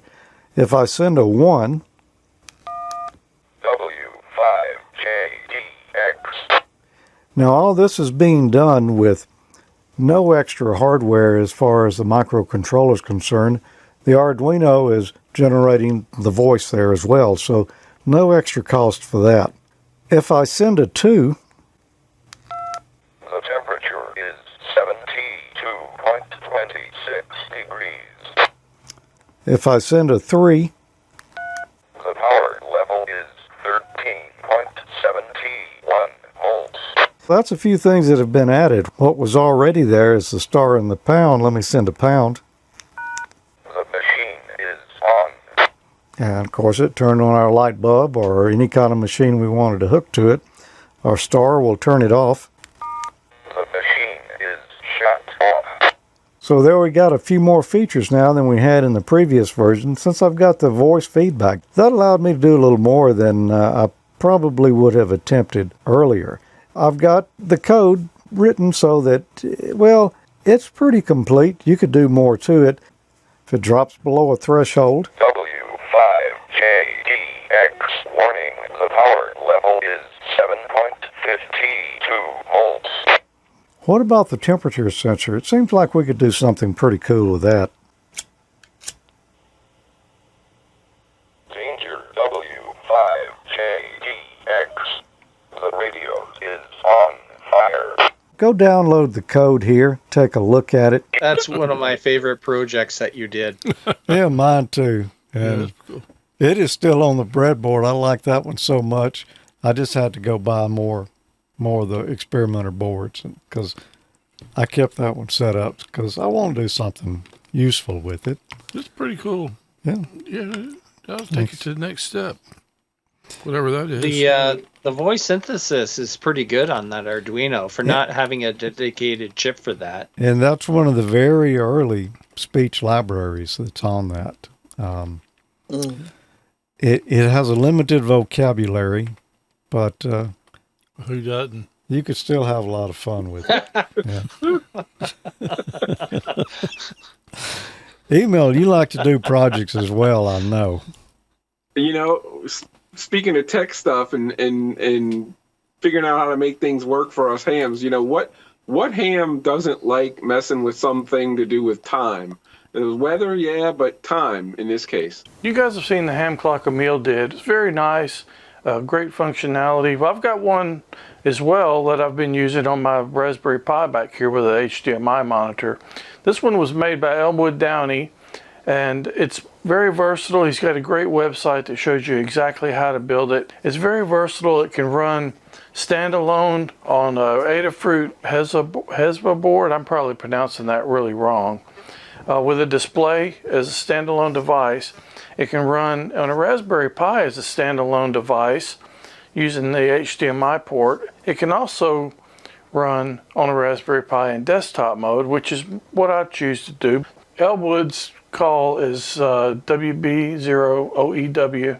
Again, he's done a great job with this. clearskyinstitute.com/ham/hamclock, and capitalization matters if you try to go to the website. If you go up here, you can click on it and change the color schemes, depending on where you click. Okay, so you've got the current time, UTC up here, the date. We've got sunspot number. If you click on this, it changes to the solar flux. If you click on it again, changes to the Voice of America. I forget what that stands for. But anyway, it's a rating system for the different bands for propagation. Planetary KP, Go 16 array. A lot of this stuff I'm not familiar with. There we go. That's DX cluster. That's the one that I like the best. It shows that it's from dxfun.com. We've got a picture of the sun up here, which I think that's calculated from some of the data. I'm not totally sure about that. We got the North California DX Foundation beacon project here, and you can see this beacon is on 14100, and you can go look and see where the triangle is to match up the colors. Down here we've got the current station. We click on it, we've got the time stuff. Down here we've got DX. If you click on something, it shows you the section that you're in. We've got, if we click over here on DX again, it brings up the satellite list, and you can pick a satellite to track, and you can see right here that it's on its way.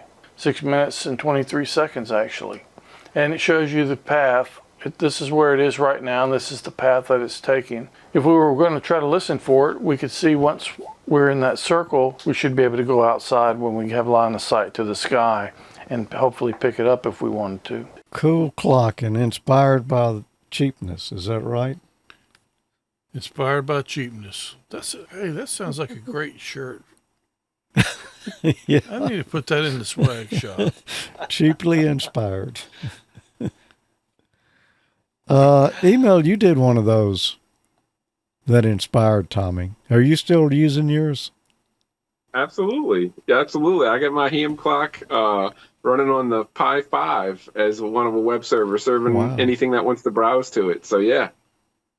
Oh, yeah? Well, I have my ham clock running on the original Raspberry Pi with only 256 megs of memory. Nobody's going to top that.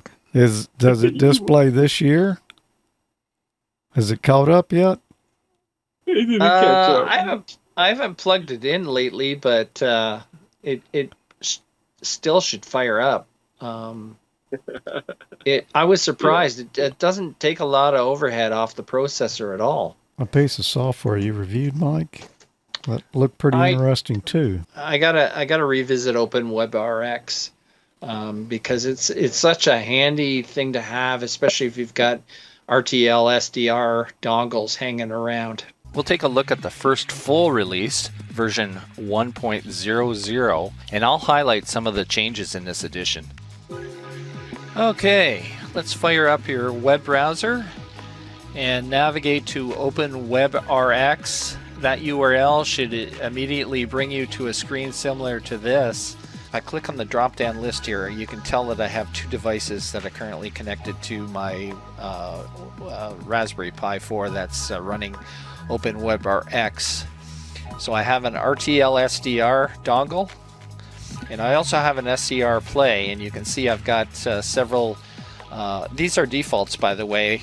Some of these band segments have been pre-configured. All the various digital modes, including the new M17, which is a new feature on this version. One other thing I should mention is these are pre-configured bookmarks, or you can configure your own bookmark just by clicking the little bookmark symbol down here. You can give it a name, and it will actually use the current frequency that you're tuned in on, and sets the mode up as well. This little status button up here toggles the status on and off, and you can see the audio buffer, audio output, audio stream, which is currently 48 kilobits per second, and my network usage for this particular stream is currently sitting around 280 kilobits per second. You can see my CPU load is currently at 21%, and that I currently have one client, which is me. So on a Raspberry Pi 4, I guess it's a good time to talk about this. Raspberry Pi 4, I haven't done any extensive testing as this new version has only been out for, it only came out last week, so I haven't done too much testing, but based on my current utilization with one client, I estimate that I could probably support 3 users at one time on this Raspberry Pi 4. I am told that if you're using an Intel iCore processor running, say, Ubuntu or Debian with OpenWebRX, you can support up to about 20 concurrent users. I actually have that on one of my Raspberry Pis, Mike, the one I use as a remote SDR running, what is that, Pi SDR image on it. And that was one of the receivers that was on there. And it works with the RTL SDR, but also works with the SDR Play radios as well. Yeah, I did something on that a long time ago, but it was pretty early in development when I did mine. But it's a pretty cool project.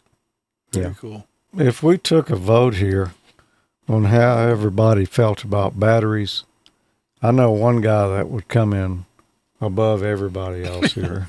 I'm a battery guy. I always have been.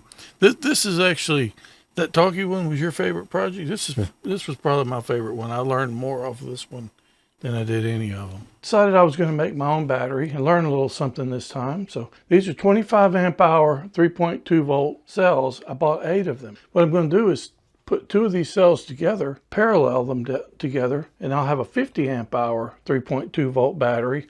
I'll put 4 of these pairs together and make essentially a 12 volt battery. It'll top out 14 point something volts fully charged. I'll have more capacity. It costs me less money, and I'm going to learn something in the meanwhile. Plus, I've got some cool features that I'll show you. To manage this battery, we still need a BMS. I found this JBD. This BMS is a 80 amp, which is more than enough for my 50 amp battery. My BMS came with 4 leads.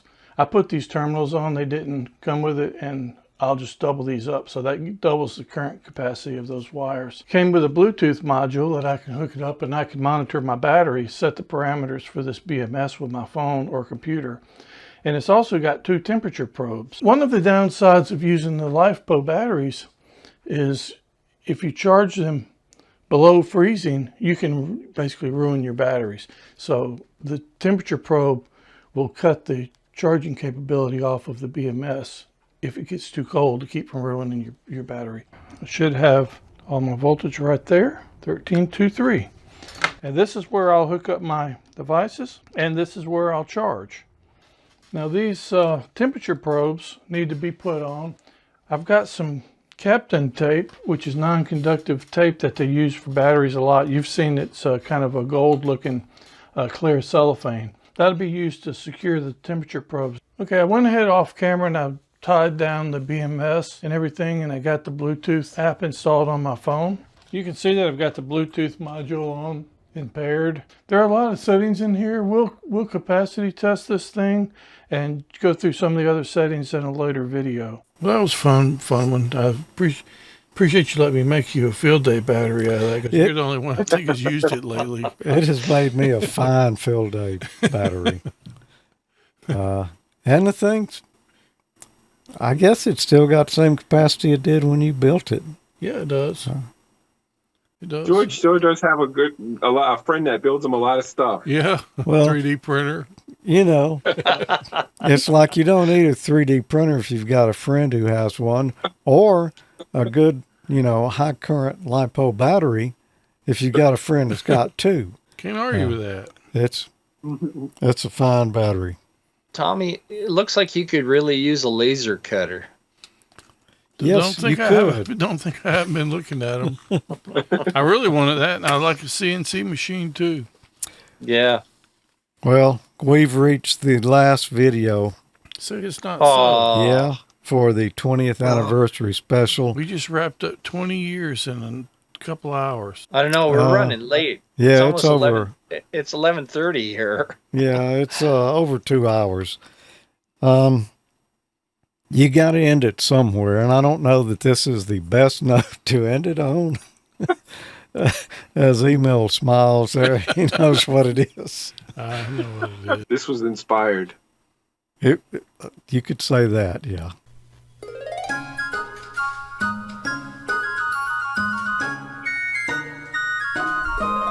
Oh, the sword outside is frightful, but the wiring is so delightful. And since we've got power to go, let it ho, let it ho, let it ho. Custom drain holes don't look to be stopping. All three phases are made for popping. The lights are dimming way down low. Let it ho, snake killing ho. When we finally switch to 1K at night, how I'll hate going out in a storm. But if you really don't tune things right, all the bees are likely to swarm, and the snakes are slowly dying. And my dear ho, we're still goodbying. But as long as you rewire me so, let it ho, and ho. You're going to be working out in the swamp. It's a good idea to bring your hoe with you.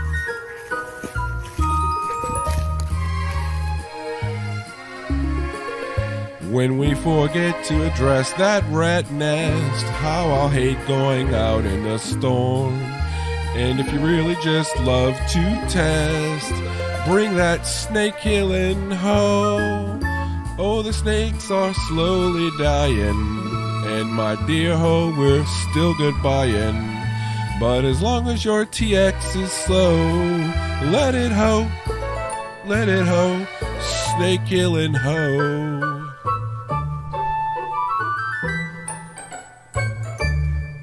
That was great. You know, was that Rockin' Ray singing that? I think that was his cousin, maybe. Oh, okay. That's pretty awesome. Peter is shaking his head. He probably did not see the inspiration for that. Look at what you did. I was thinking. I don't know what the rules are in the US, but we're not allowed to kill snakes over here, even though they're poisonous. Yeah, it's illegal. So they're protected species. So even though they can readily kill you, like most animals in Australia. We have no shortage of them here. No, I'm sure. Yeah, you have those big pythons, don't you? No, not here. Not here. Those are down in Florida. Yeah, they were not natural. You know, they just people dumped them.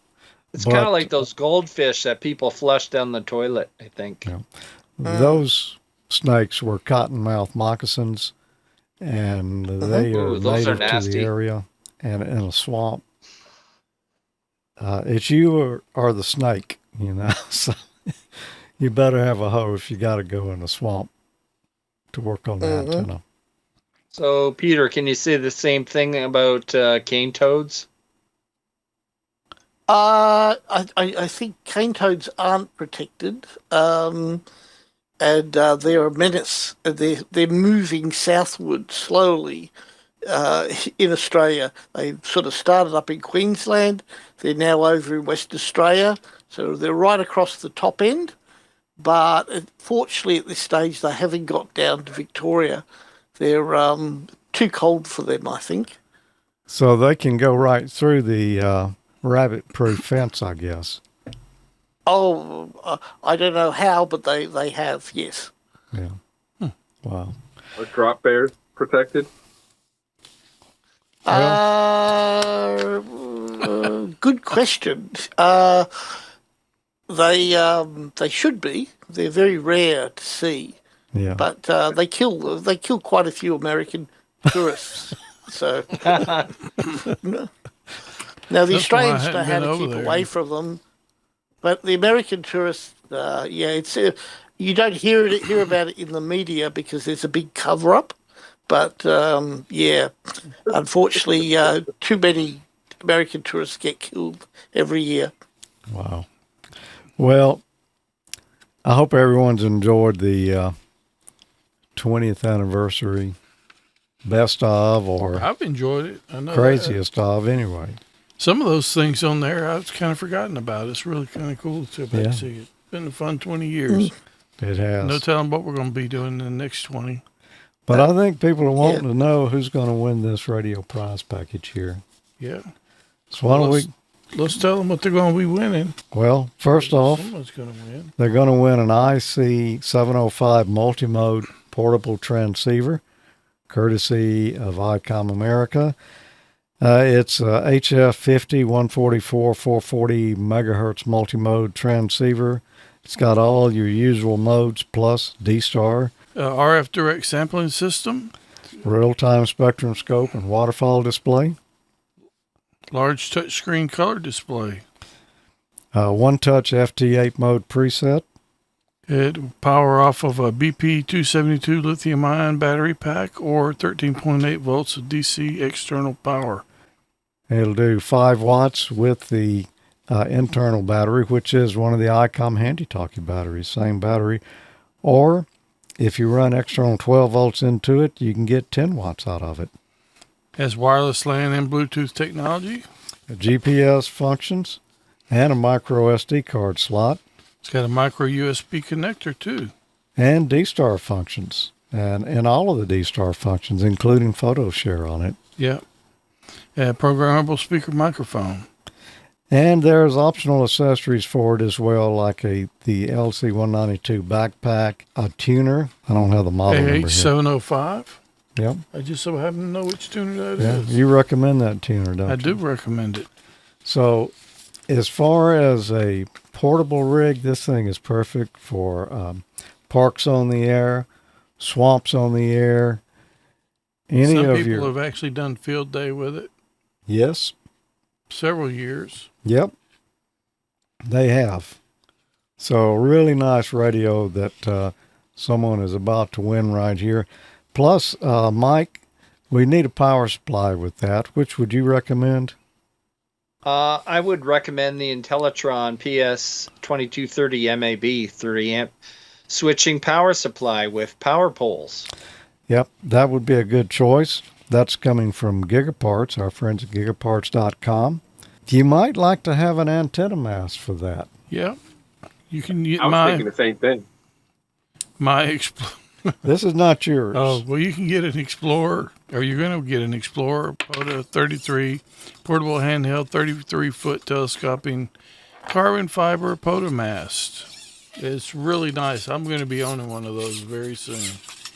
Probably next time I get over to Huntsville, if not sooner. It weighs nothing. It's really cool. Just, awesome. It's light. Okay. Very light. And the Intellitron CK158RC dual time zone atomic LCD clock with ID timer. You got your local time, plus you can have UTC both displayed. What more could a fella ask for? How about a 10-minute timer? A 10-minute ID timer. We want to thank Icom and Gigaparts. And the contest was open to U.S. and Canadian amateurs. And we took entries for a specified period of time, which ended this past Monday. A little over a month, wasn't it? Yeah. Like Oh, that. yeah, it was a little over a a month. And right at the beginning of the show tonight, I mean within like minutes of the beginning here, Tommy and I just generated a random number and drew the winner. Tommy, who is the lucky winner? The lucky winner is, drumroll please, Alpha Bravo 9 Quebec uniform, Bill Carter from Indiana. He's an extra class license. Congratulations, Bill. Yeah. Congrats, man. Congrats, Bill. Congrats. You're gonna love it. And just like I believe all the previous contest winners, we don't know Bill, but we will now. Yeah, I hope so. Yeah. I know he's going to enjoy his prizes. Yep. How could you not? True. Well, Bill, we're going to be getting this out to you shortly here, and we'll send you the details and be in touch. But yeah, you're really going to love it. Yeah, congrats again. So, Tommy, if you could only have one radio, what would it be? You can't have that one. That one's big. One like this? One like that. Well, you do have one like that. I do have it. Yeah. If I had to get rid of it, if I could only have one, which I don't want to live in that world where you can only have one radio. True. But if you did. If I had to, then that would probably be the one that I would keep. Actually, I know it would be the one. Yeah. Well, thanks, everybody, for putting up with us for 20 years. For 20 years. Yep. Hope you hang around for the next 20. Yep. We'll see you at the 40th anniversary. Yep. We'll probably be giving away the IC, what?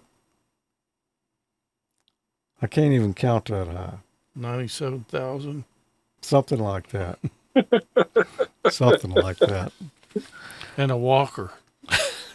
Yeah. With a mast. Yeah. So, Tommy, any special greetings you want to leave folks with tonight? No greetings because we're on the way out. But salutations. I would like to. There you go. I would like to thank everybody that's been watching all these years. It's been a long time.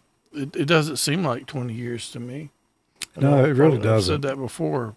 I remember the very first one we did, rough as it was. I remember driving home after Hurricane Katrina, getting pulled over by the police over here because there was a curfew because of the hurricane.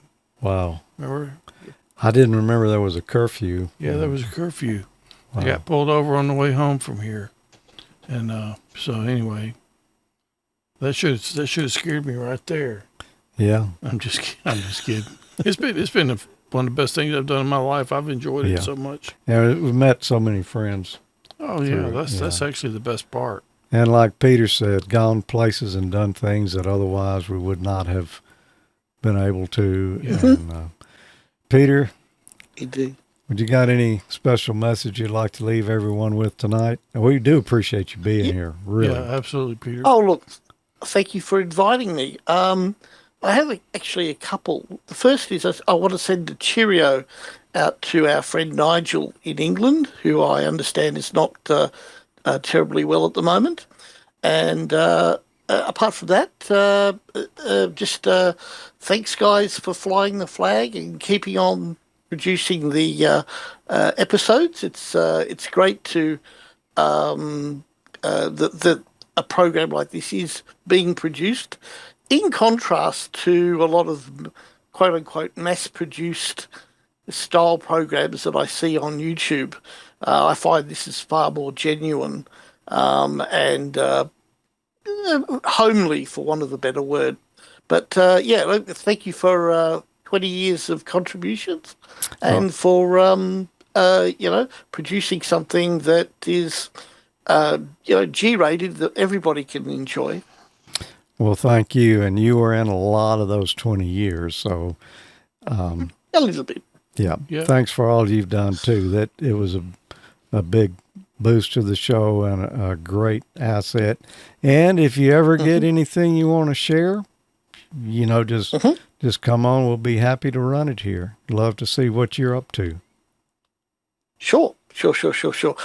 Another thing, it's a little freebie for for your sponsors here. Big news, which we haven't mentioned here today, of course, is the Icom IC-705 Mark II. And I want one, but I can't buy one yet, and I'm frustrated. Yeah. So I think I'm not the only person. No, nobody. But we all want one. Yep. So I'm looking forward to getting one I think some very, places are very taking soon. pre-orders. I think. I don't know about that now, because I don't think they have a date on. They don't have a date, but I'm pretty sure they're taking them. Yeah. So, I'm in the same boat, Peter. That's, wow. That's going to be a fantastic rig, and it won't be too terribly long. Emile, you've been a big asset to the show, too, and you've allowed us to stay on budget. Up until the last few years, but no, you've been even a though great you asset. haven't stayed on it yourself. Yep. Well, I'm just going to go ahead and say it. Shout out to Professor Thomas and Dean Martin and Jimmy for starting this train and roping me in way back when, because Peter coined it perfectly. It's a good show. It's I'm glad to have been a part of it and contribute to it since that first video. Just sending it on a whim, saying I really like these guys. Kind of a low key sense of humor and like I said, like I keep saying, every once in a while I just learned me something. And went through as a tech when I started all the way to extra, watching your other shows and just being around you guys. So shout out. Thanks for being part of it. AmateurLogic is more than just a TV program. It's a community. It is. And, we've made so many friends there. And some of them, even after all these years, still talk to us. We're still in communications, and they're good friends that otherwise we wouldn't have had. And one of those friends, this guy up here on the top, not him, the guy way over there on the other side that I can't reach from here.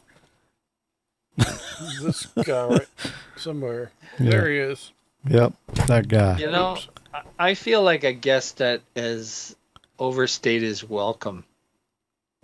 Oh, you shouldn't. You never overstay your welcome.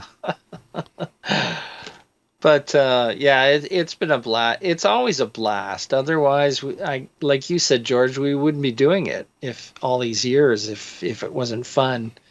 So we kind of, or at least I do, try to put a light side of things on things that would normally kind of be serious. But I don't know. I like to have fun, and I get bored easy, so it's a way of entertaining myself.